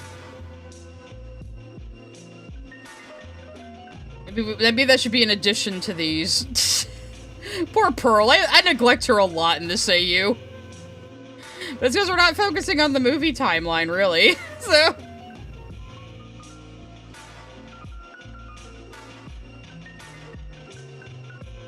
like, sorry, Pearl, somewhere along the way, Jasper and Spinel became my favorite characters. You slipped down to 3rd place. She would be very offended. We got a lot of snow. I've been stuck inside. Though they did dig out the front of my driveway today. So that's good. The backyard is, like, completely inaccessible right now. I just have a rectangle I dug for the dog. The cat has insisted on going outside. I looked out earlier. Unfortunately, he moved before I could get a picture. I looked out early and he was just sitting on top of the frozen snow, looking majestic. That's the thing, it was very powdery when it came down, but it's all frozen over now, and it's not going to melt anytime soon. But I can at least get into town now. Pearl just on one side being tortured by the Jymans, while Spinel is dealing with relationship drama. Yeah. Yeah, because I don't make the switch exactly 1-to-1, because I've seen other people do that. It was like, oh, Pearl was left in the garden, but I was like, that doesn't make a lot of sense to me. So, I have mixed up their backstories, and we're gonna get Spinel's full backstory in the upcoming switcheroos. Don't you worry. We're gonna talk about it. It's gonna become relevant. You guys will see why when I start working on the next pages. It'll become evident pretty quick, I think. It's just raining where you are. We're getting more snow this fucking weekend, but luckily we didn't lose power this time. It wasn't so bad. Well, I did imply that she still tried to destroy Earth. I don't have it completely figured out, because I've never, like, just rewritten the entire series, because I knew I would just give up on that very quickly if I did. Because I did have, let me find it, actually. I do have a Tumblr just for Switcheroo now, as people were requesting very often, and I didn't see the need for it at first, but after I started promoting my YouTube on my main Tumblr more, I was like, okay, maybe we do need to, why is this one coming up in my search? That's weird. But yeah, so I have this one where I did kind of, oops, wrong button. God damn it. I did kind of imply she did attack! She did attack the Earth. Obviously I'm shipping, Bismuth and Pearl in this very hard, especially after Future. So, and I definitely stole How I Draw Bismuth from, Spud, who used to do the Gone Wrong AU, which was very, very good. And it's still very good. You could read it up to the point it got to. Unfortunately, Spud had some, family tragedy and kinda fell off the internet, which I don't blame her, unfortunately, but I definitely stole How I Draw Bismuth from her. So, yeah, this is Edgy Pearl. I call her Insane Ballerina Pearl. A lot of people call her Swap Pearl or Black Swan Pearl. She has a lot of nicknames. So that's kind of what started the goddamn thing in the first place. I wasn't the only one switching Spinel and Pearl's roles for fun. I just ended up getting popular on it, and people started asking me questions, and I started getting more ideas, and, you know, it's been fun. It's been fun playing with these characters in this world, and why the fuck not?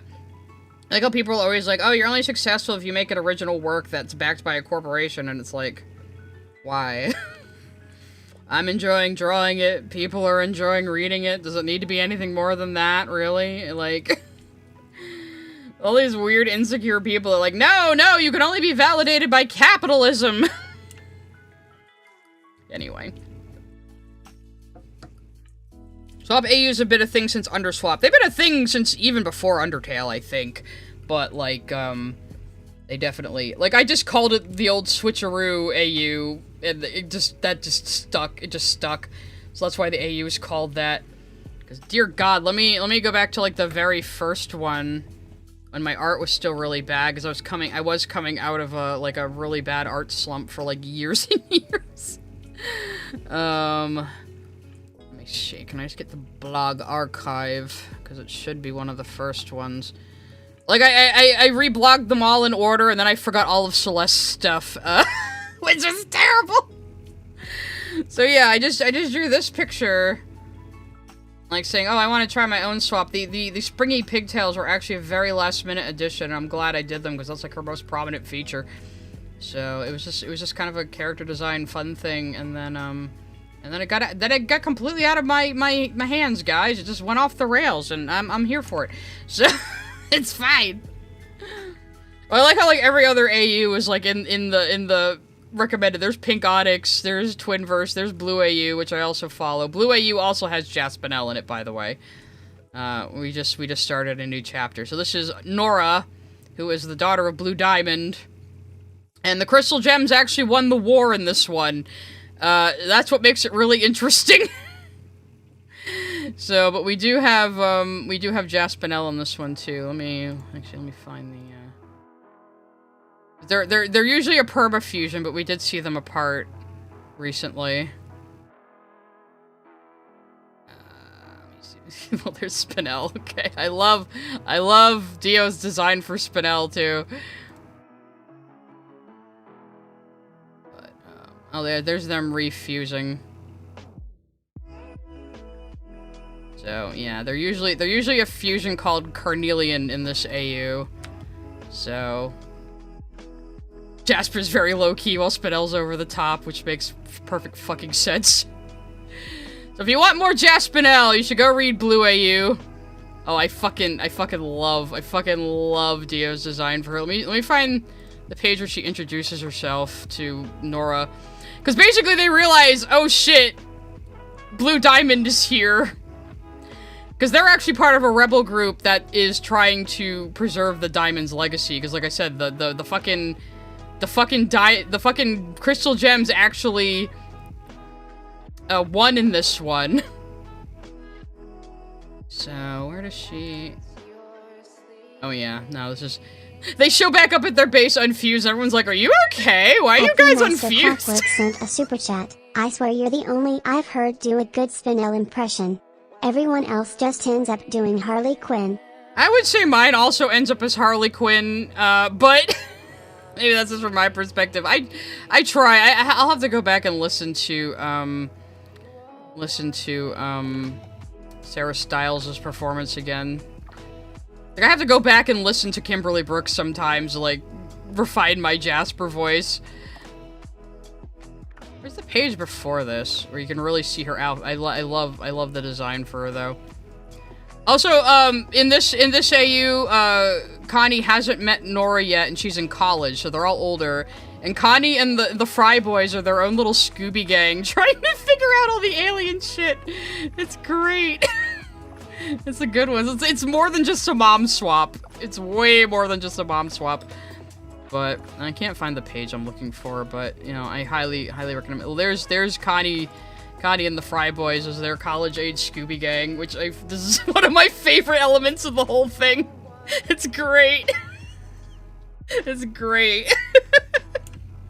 So that's another one I highly recommend if you're into Steven Universe AUs. Peter, Blue Diamond's here. But yeah, they see Nora and they immediately panic and unfuse. They try to pretend they were never doing that. So yeah. Basically, the Crystal Gems control Homeworld. Rose has captured Yellow and White and is hunting down Nora like a fucking Terminator. It's good time. But you get to see both sides of it. You get to see what both sides are doing and what they're thinking. So it's not like the Crystal Gems are completely villainous characters or anything. So it's a good one. It's a good one. And White Diamond Steven is like the first one I ever followed before I even made my own AU. Which I just said earlier, I do need to catch up with that one. I need to, like, sit down and, like, read all the pages I've missed. I like that one a lot, too, though. Like, Chekhov does a lot of really good designs. Oh, I did! Haha. Hang on. I have another thing I can show you guys. I did do a little bit of White Diamond AU fan art. Let me see if I can find it. And I'd only showed it in Chekhov's server. So I had to post it. They were like, no, you have to post that. You have to put. There it is. There it is. There it is. So it's just it's time for the spring fashion line, everyone. Steven, no! It's like joke that Chekhov is constantly poofing characters to give them like fancier outfits. Like fucking Jasper shows up, immediately gets poofed. And I was like, you just wanted to change your clothes, didn't you?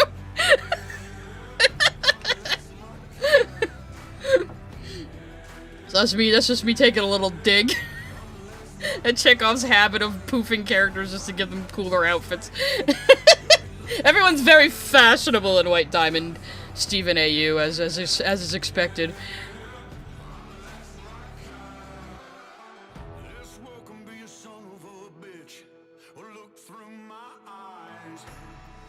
I like the way Chekhov writes Lapis, because it's kind of Lapis as she is. She's kind of a asocial bitch. So yeah. I can't decide which Velvette outfit is. I really do like her rockabilly one here from Stayed Gone. I don't think we've seen her in this one anywhere else, actually. That might be my favorite one. I like her main outfit we first saw her in, of course. I really like that hair on her, I will say. I do like her girl bossing business lady outfit as well. I mostly just collected a bunch of ones they had on the Wikipedia. There might be more. I've probably missed a few, or at least the ones I thought would be good for Spinel I put up here. Imagine if any SUVAs get to be in the Helliverse. I wouldn't be surprised. Oh my god, guys, imagine if Dee Dee Magno Hall ends up in, like, the Helliverse. What if Dee Dee ends up voicing Lilith? I won't be able to take it. Everyone's like, a lot of people are like, what if they get Susan Egan for Lilith? I would probably die. She'd be 3 for 3 for, like, hot, irresponsible moms. I guess Megara didn't become a mom yet in Hercules, but you know what I mean?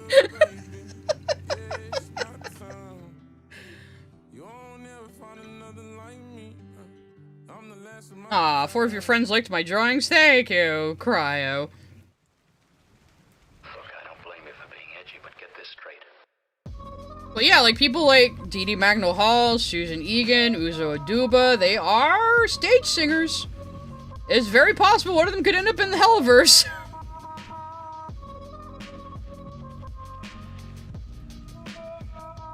Dee Dee as Lilith would be pretty interesting. I'm sure she could get her, like, obviously as Pearl. Pearl's voice isn't too different from her own actual real voice. It's just a little bit more, neurotic. But, I don't know, Dee Dee going kind of sultry would, I don't know, it might do things to me. I always say I don't have a crush on Pearl, I have a crush on Dee Dee Magno Hall. Call me Dee Dee. Michaela's not exactly a Broadway singer, so I don't know about that. I mean, they do have Fall Out Boy there, though, so anything's possible. But yeah, who knows? We could end up with SU people in hell. I mean, you know, Vivzy Pop likes Steven Universe, so she loved hiding in Public's Lily video. Said as much. I wonder if she's watched any of my stuff. Her eyes a little too big, which I know sounds counterproductive. Not saying it would be better Weird Al voice to lose for. No, Jeremy Jordan is fucking perfect. No. He's so good.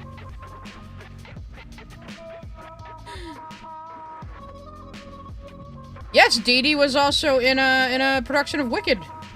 She was the witch in the wheelchair. I don't know her name. I don't know much about Wicked, but she was that one.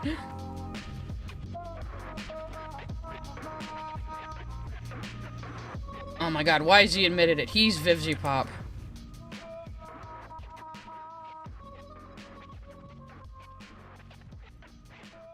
Really? Amir's Broadway debut has been live on Broadway? I mean, I know he's been in stage musicals before. Obviously not on not always on Broadway. Broadway is something very specific, but he's been in musicals before. Like, there's, you can see footage of him in Annie and a few other things. Amir Talai is great. He obviously loves the shit out of playing Alistair. And that's probably a big reason why I like the character now. I did not like Alistair in the pilot, but they've toned him down, made him less of an edgy boy. And Amir Talai is just a delight, who obviously loves playing. I did hear that the little shoulder wiggles Alistair kept doing in the new season was just them getting inspired by Amir doing that in the booth. And he's the one who added in all the babies and sweethearts aimed toward Vox. Fun shit. I love when actors ad-lib, too. But yeah, so that's why Alistair's doing cunty little shoulder wiggles now, because Amir was doing it while he was recording.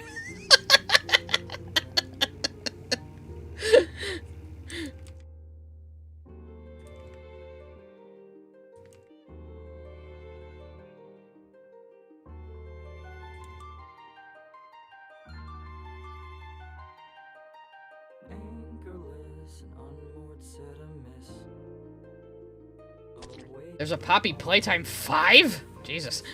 So much of it. The games I'm gonna have you guys vote on soon are more low-key indie games, but you know, you'll see. They're very similar. And mostly what we're gonna do is this is gonna be like, I'm gonna play both, but you guys are gonna vote on which one I play first. And these will be games I can do in 1 or 2 streams for now. And then I'll have you guys vote on a long play, which I will probably do on like a dedicated day of the week. Or twice a week, like I do sometimes.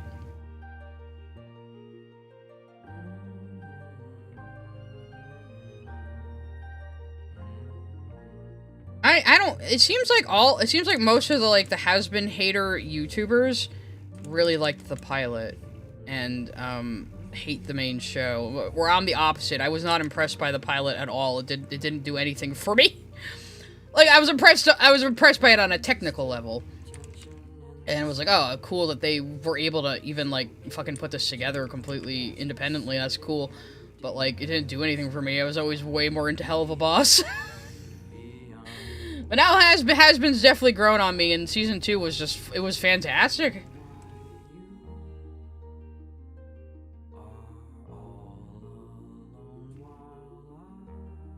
Yeah, the main show is far better than the pilot. I mean, that's usually how things happen. Pilots aren't supposed to be, like, set in stone. Ed Cat Peasant 106 sent a super chat. Also, the growl he did when signing You Ain't Won Yet was a mirror.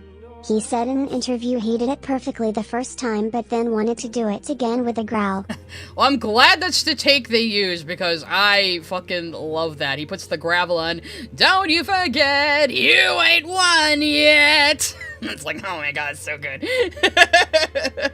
And it just, like, coupled with the expression they animated on Alistair, it's just, like, so animalistic. The way him and Burl were playing off each other in Season 2 was so good, too. They were both so funny.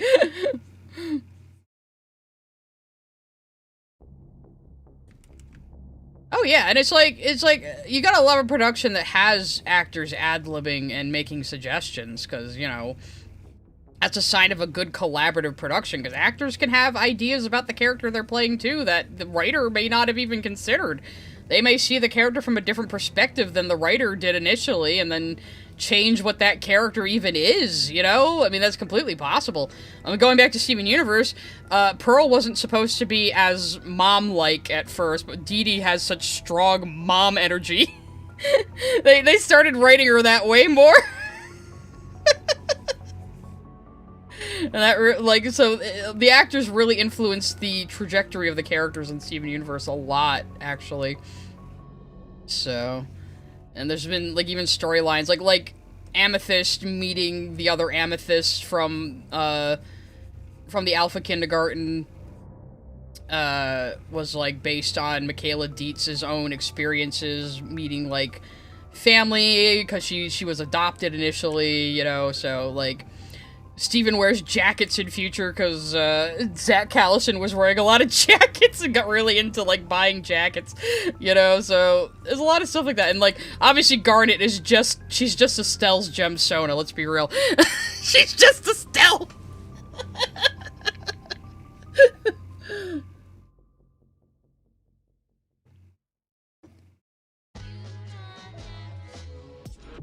Mir and other videos also reveal that they were more comfortable to do ad-libs going into Season 2 as they were more comfortable and the writers knew the VAs more. Yeah, exactly! There was so much ad-libbing in Season 2. Like, I called out immediately that the fucking Florida line was probably an ad-lib. I don't know what it is that I'm usually good at picking out ad-libs.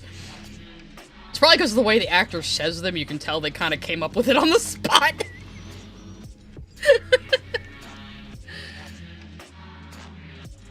Oh Oh no, I love all the fan art of fucking Velvette and Alistair hanging out together, like painting each other's nails and bitching about bitching about Vox and spilling tea.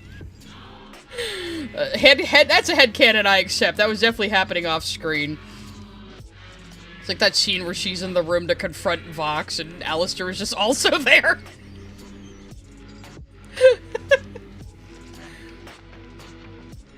Funny that We Bear Bear's got Estelle in the show as a fictional version of herself.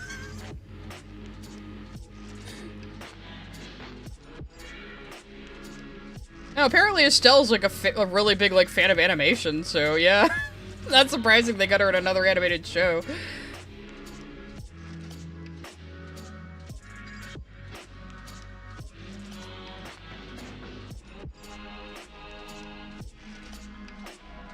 Velvette arriving in hell and being like, first thing, I need gay friends for my social media status. So went out and found the two gayest motherfuckers she could. Yeah, Joel Perez said he said the Florida line because in his mind the worst Latinos are from Florida. I think the worst anything is from Florida, honestly.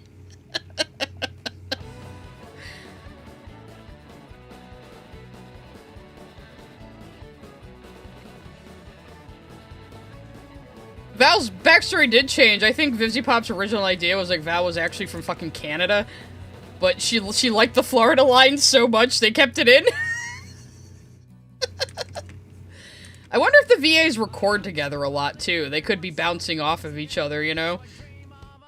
I'm sure some of them do.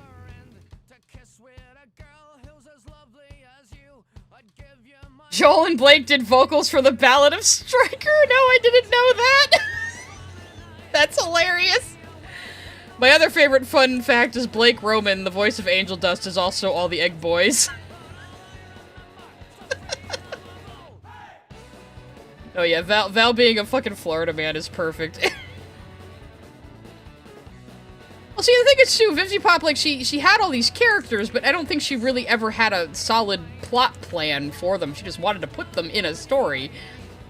So now people are helping her write that, and they're coming up with their own ideas. And again, it's all very collaborative, which is what you expect out of a TV show, and it's actually good for TV shows and movies to be collaborative.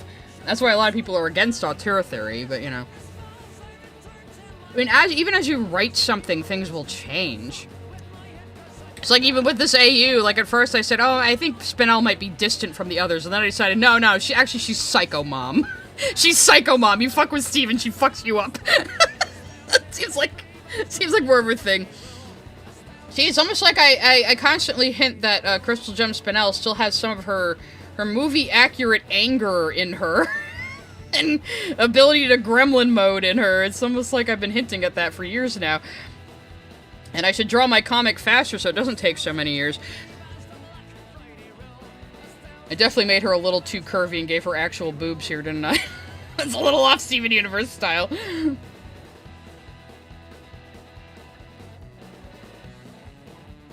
I think some of the lore was planned from the start and has been, like, the broad strokes. Obviously, the hotel, why Charlie's doing it, you know, what she thinks she's got to accomplish with it. That's the other thing I don't get about people critiquing Season 1. Like, do they not realize the hotel is supposed to be a stupid idea? Like, did they not get it, that the hotel is supposed to be kind of a pipe dream? You know, and everyone thinks that Charlie is ridiculous, and you, the audience, are also supposed to think she's a little ridiculous. Like, I don't understand how people just didn't understand that. It's like, why isn't the hotel being shown to be effective if this is Charlie's plan? It's like, well, just because she's the main character doesn't mean she's always going to be correct. That's just how you would write your fucking self-insert main character. They'd have to always be right about everything, and always be owning the chuds and educating people or some shit. It's like people get upset when Charlie has flaws. They first they claim she has no flaws, and they get upset when she actually is shown to have flaws. The same flaws she's had since Season 1. If you paid a fucking attention. Charlie's not stupid. Charlie is idealistic and naive. I think calling someone like her stupid is a little unfair. Because you need people like Charlie in the world who are like suicidally devoted to seeing the best in everything, and trying to make everything nice and lovely for people. And yeah, maybe it's a little unrealistic, but sometimes you need somebody like that to just kind of pull you back and remind you of what's important, you know? And that's the whole thing with Charlie. It's not that her hotel works. It's the impact she has on the people around her by being relentlessly positive and refusing to give in to any kind of cynicism or despair, which is to her own detriment sometimes. And yeah, and sometimes she fucks up because she's too prideful. But overall, it's more about the effect that Charlie has on other people than, like, oh, her hotel idea is rock solid and totally going to, like, solve everything. That's really not the point. And I don't know why people think, like, this silly little demon cartoon is going to answer the question of, is redemption possible and what is the nature of evil for them? Like, fucking no human art in history has answered that. We have no answer for that. That's the point. But it's showing you the different perspectives of that for you to come to your own conclusions. Like, it's like I expect this show to answer age-old philosophical questions or else it's badly written. And it's like, what the fuck are you on? It's just presenting the question. It's presenting the ethos to you with characters who have all very different motives and views on life and levels of morality, you know? Yeah, Charlie is often too naive for her own good. But she sometimes is performative, too. Like, she hardly ever, like, addresses or talks about or introspects about her own problems, and she's trying to solve everybody else's in kind of superficial ways. And that is a character flaw of Charlie's that will need to be addressed, yes, but it's also played for laughs a lot of the times, because it is fucking comedy, too, you know?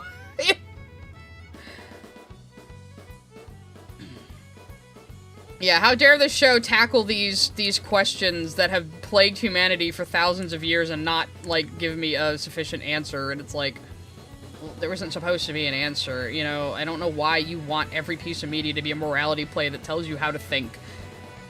It's just baffling. This neo-Puritanism, mostly on the left of things, is just so fucking baffling to me.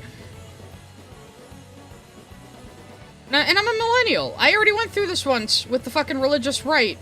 And you know, fucking Christian soccer moms. I've already been through this once. And people are surprised when I give them the exact same treatment of, I don't care you're offended. I don't care that you're just gonna scream at me for saying something you don't like. You're the one who looks like a fucking moron. Charlie and Steven would be friends. They absolutely would be friends. It would probably enable each other's, like, worst toxically positive traits, too! They might be a little insufferable together, actually.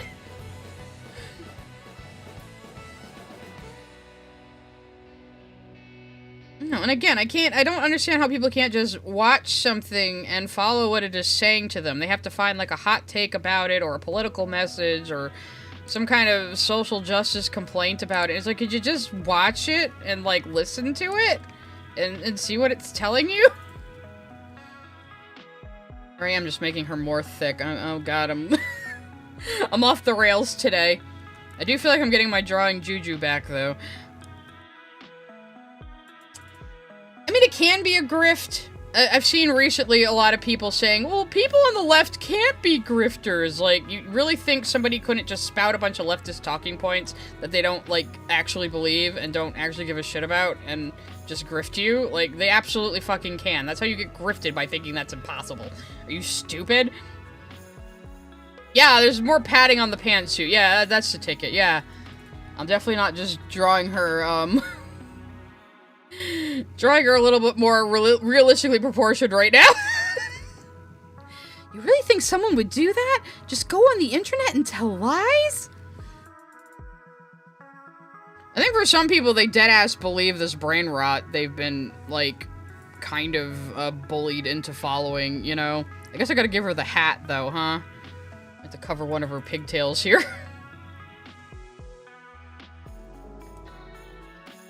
This is the problem I always get when I draw pearls. I draw them too curvy and have to slim them down! I guess the pantsuit is almost bell bottoms here, but not quite. I guess it's more flared than bell bottoms. There's a difference between flare and bell bottoms. It looks more like bell bottoms on Spinel because of her fuck ass Nights into Dreams / teenage robot legs here. So when I was first drawing these, I drew her legs to normal. Sent a super chat. Trigun is about the morality of violence and never gives a clear answer. Because there is no answer, right? There is no answer. But Vash is a self-sacrificial character who will try to save others from harm while taking all the harm onto himself, you know? And that's just the kind of guy he is. Let me see if I can find the old there we go, there's the old sketches. So I was drawing her legs way too normal at first! I was like, I gotta fix this! I gotta fatten up her little chunky legs. So... turn that layer off. I never read the Trigun manga. I've seen the original anime a few times, though.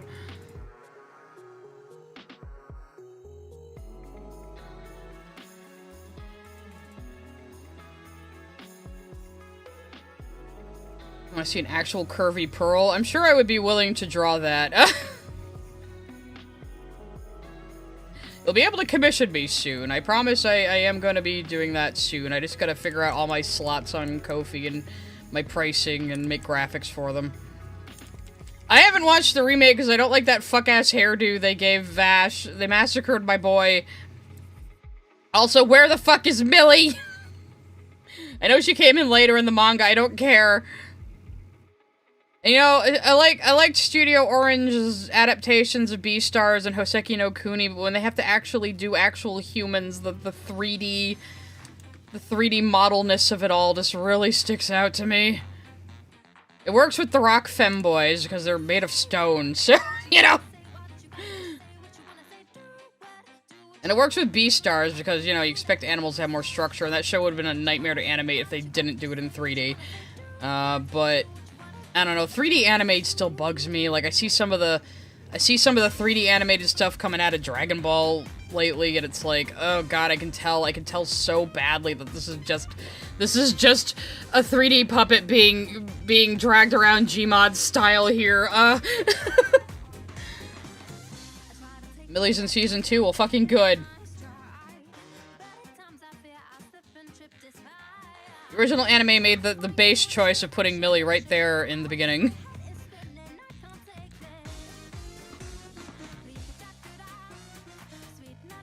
I mean, if you like the remake, that's fine. I just personally can't get past the animation and the style. Master Clockwork sent a super chat. I, for one, approve of Velvette Spinel. Thank you. I know, I do give her some pearlish traits, in the AU. But mostly I kind of play it for laughs, where she thinks she's a lot more elegant than she actually is. She's still a little gremlin deep down. But she wants to try to be sophisticated, you know.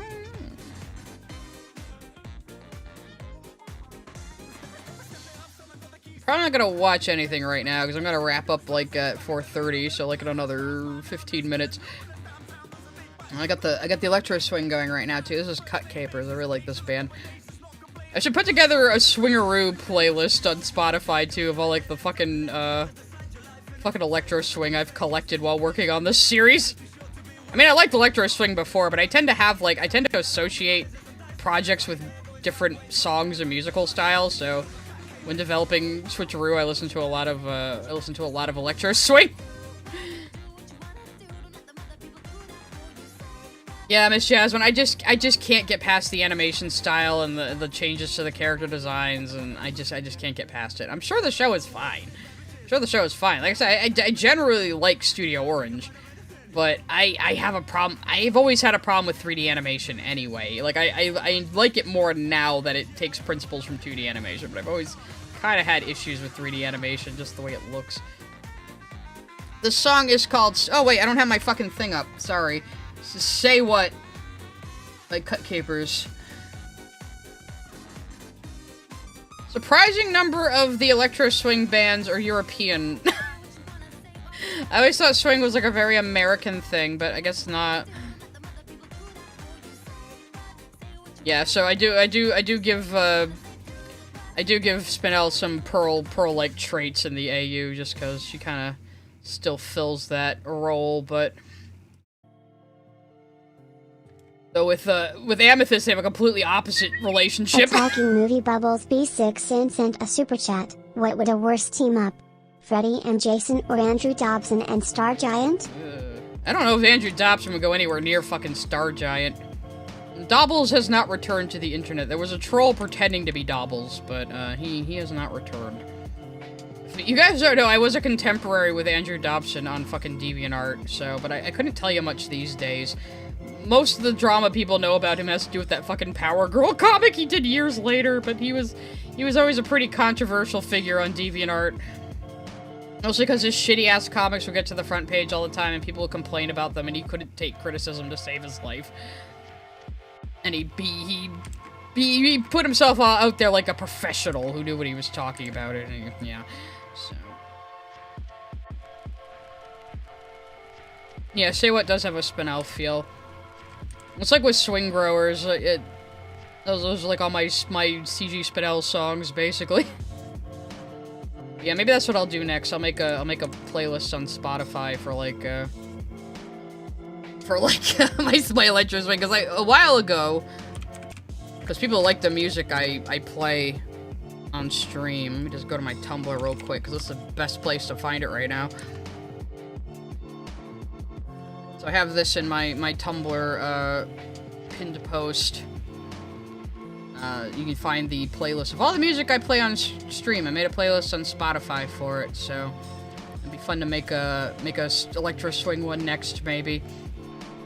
So hopefully one day, fucking YouTube will introduce like pinned posts.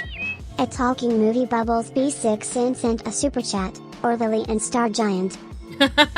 Didn't Lily and Star Giant actually cross paths at one point, or did I make that up? I'm not sure. Lily has had paths crossed with a lot of surprising people. I have a whole video about how she was involved with Lyle Convoy for a while. Go watch that next, kids. Actually, on Friday, we're probably gonna watch a little of one of my Spirit Science edits because it's relevant. The one nobody watches, but I'm still happy with it. OG Trigun makes you laugh and sob. Yeah, that's what it's there for. Yeah, like the OG Trigun is like legitimately funny. Like there's some anime out there that are comedies and it's like they're fine, or the humor doesn't really translate, but Trigun is like legitimately hilarious.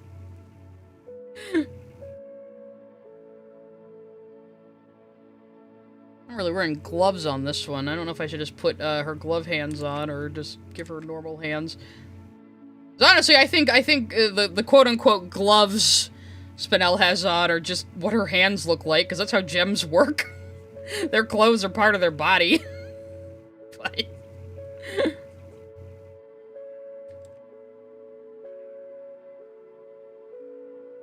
oh god, Star Giant is, this crazy fucking lolcow that used to be an editor for Mr. Enter and got into all sorts of, actually, Deadwing did a edit about them recently. Deadwing has been doing more stream edits lately. Let me see.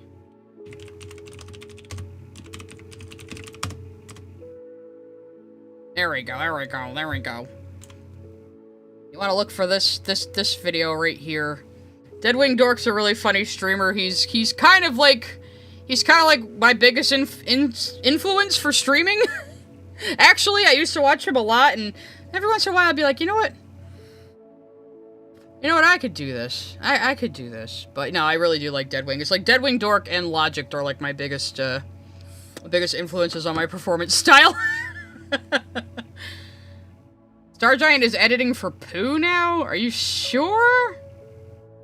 But yeah, Deadwing's funny. He's kind of like me. He just likes to look at weird shit on the internet and give his opinion on it, and he's just really funny. He's just really funny and chill. Though sometimes he goes off the rails screaming at something, but it's very clearly like a bit. You know? It's very clearly a bit.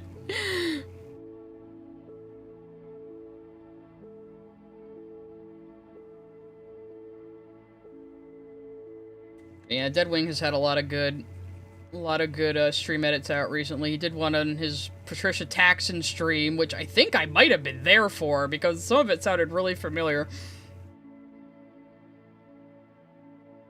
Yeah, she does look super duper cute right now, doesn't she? At Miss Jasmine 305 sent a super chat. Spinel got all Disney gloves. There's a line in an extremely goofy movie I love. Bobby, do you guys ever notice how we're always like, wearing gloves? Yeah, because like I said, to me, I'm pretty sure that's just her hands. That's just what they look like. But, you know, I'm drawing her in super cute outfits right now, so they wouldn't really match. Let me find the one comic by Celeste that I always get fucking credit for.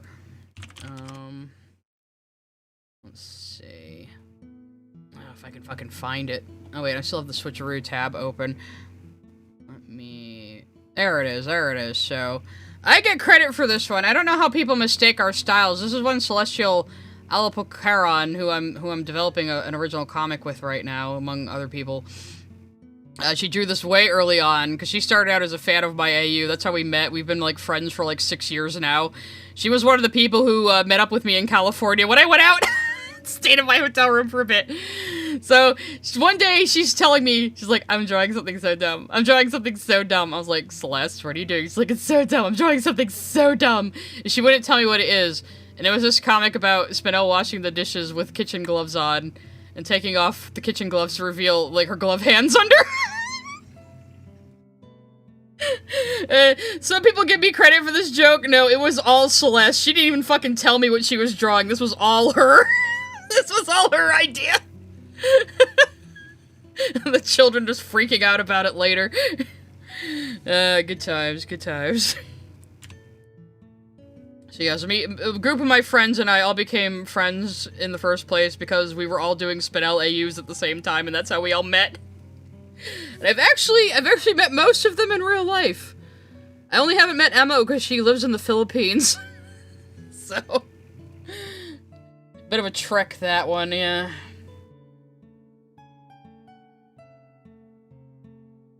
Yeah, Connie's saying that's illegal. That's Celeste dialogue right there.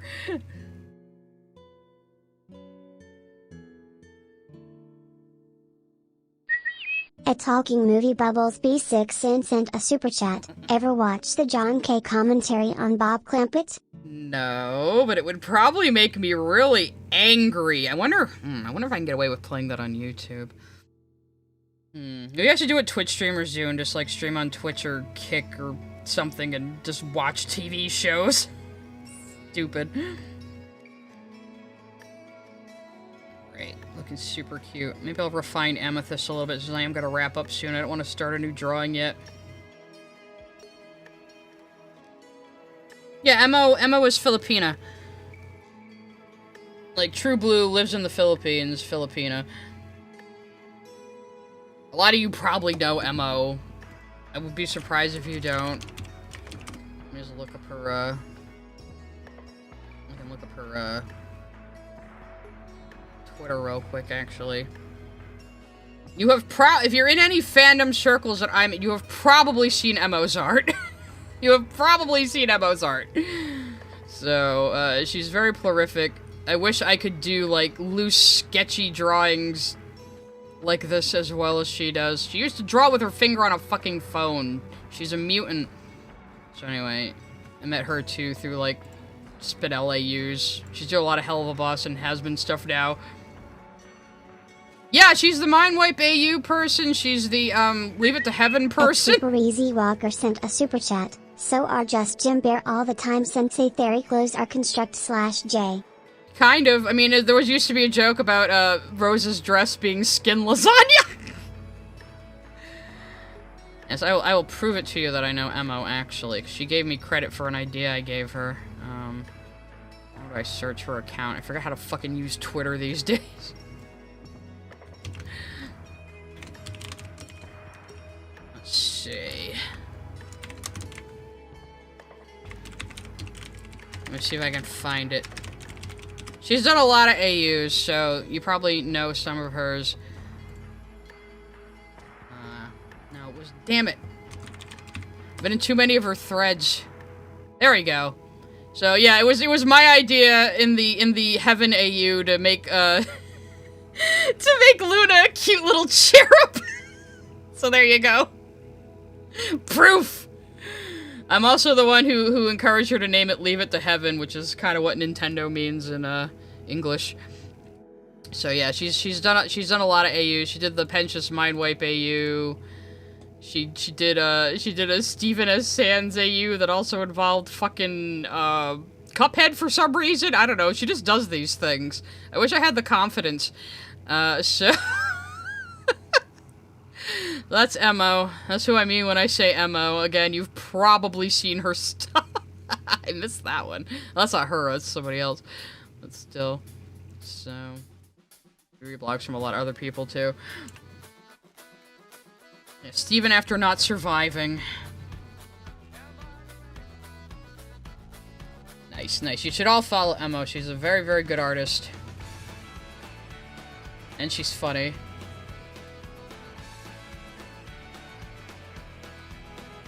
Oh yeah, she's a really big Meowth fan. She's a really big Meowth fan, too. It's because of Emo I had to hear all about fucking Fiona and Cake, too. At least the first one when it was airing. It was like, this is like, oh, okay, I'm learning all of this secondhand from Emo.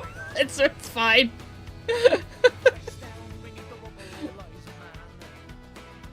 Hopefully there isn't any, like, losers watching who will go after, like, my friends for being my friends, though they probably won't fucking care. You gotta love all these people who are so entitled and think, like, they know, like, people on the internet completely, and know their character, and know their entire person from, like, a few screenshots they saw on the internet and conclusions they leapt to in their own head. Has been artists like DT and Northern Puppet. Ooh, I might look those up later.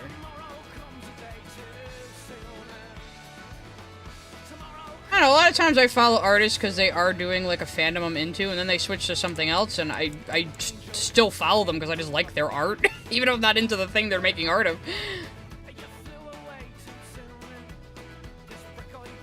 Who knows, maybe I'll start introducing, like, original stuff eventually, or maybe I should just get myself, like, just trying to draw, like, simple pictures and character designs. I do kind of want to do more adoptables, though, because I think that would be fun.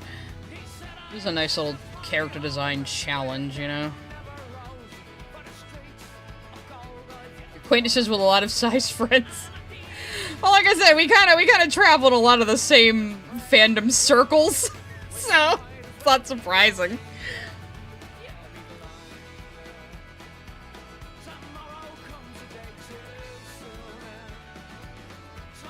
Gender swaps for Alistair and Angel. That's also kind of interesting. That's also like a nice like character design, you know, exercise. Though I do hate when people do like female versions of male characters and just make them slutty. Like, can you come up with anything else for a woman to be?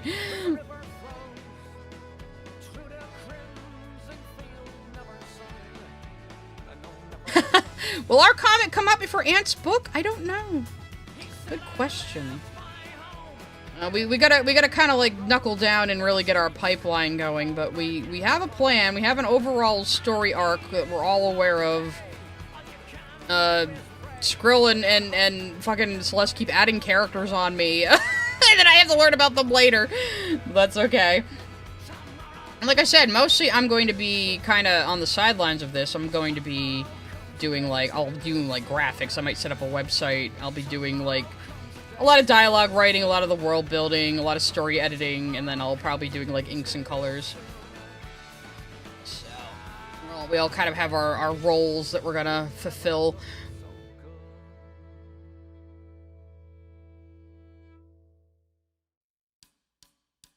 Yeah, would a gender-swapped angel still have just the chest fluffs, or would it be actual tits this time? There's the question. Ant is writing a book. It's a fantasy book, apparently. He's been working on that novel for a little while there. Just, working on that novel for like, 3 years now, huh? You got a little stack of papers there, you got a protagonist, gonna go on a little hero's journey. Oh no, not a hero's journey, he thinks that's toxic. Anthony did do a video similar to one of mine recently, where he went after the Gnosticism lady, We talked about K-pop Demon Hunters. I did that whole, that whole stream about Christians calling K-pop Demon Hunters satanic. You know how I did that? Yeah. He did something very similar recently, so maybe he'll get a react in the future. Who knows? Who knows? I'm sure he'll get very vengeful and pissy if I do, but he's not on the top of my priority list right now. I'll probably do another Hazbin Hatem stream before that. Oh, he's something of a writer himself. Yes, yes. And we're ending on Devil's Dance. We started on Flogging Molly today, and we're ending on Flogging Molly today. Hell yeah.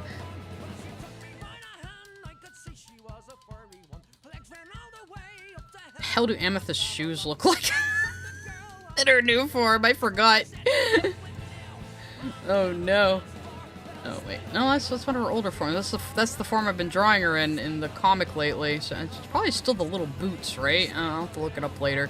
She just has the little quartz boots all the time. Like poetry, they rhyme. Alright, so it's 4:30 now. I think I'm gonna wrap up for the art stream this week. Don't forget, I am going to start a new stream on Fridays, where I'm mostly going to be going over internet bullshit and reacting to things, and just going down deep rabbit holes. So no art on that one. Still art on the weekly stream. Whose crotch is on my stream right now? I think you're confusing Amethyst with Garnet. But anyway, so yes. So join me Friday. I will also have you guys voting on games soon. So game stream will probably either be Saturday or Monday, I think. So yeah, not just a bonus. I'm just gonna do a second weekly stream from now on, Miss Jasmine. So enjoy that, guys. Enjoy that. I'm just gonna try to ramp up the streaming, try to do more edited videos, and just grow the channel from there. So thank you for joining me, and thank you for your super chats as always. I'm glad you guys are enjoying this as much as me. I hope you enjoyed all the Thoughty Spinel doodles I did today. Actually came out pretty damn good, I would say. I have had a bit of an art lapse, so this is good. Anyway, I'll see you guys on Friday. Bye-bye for now.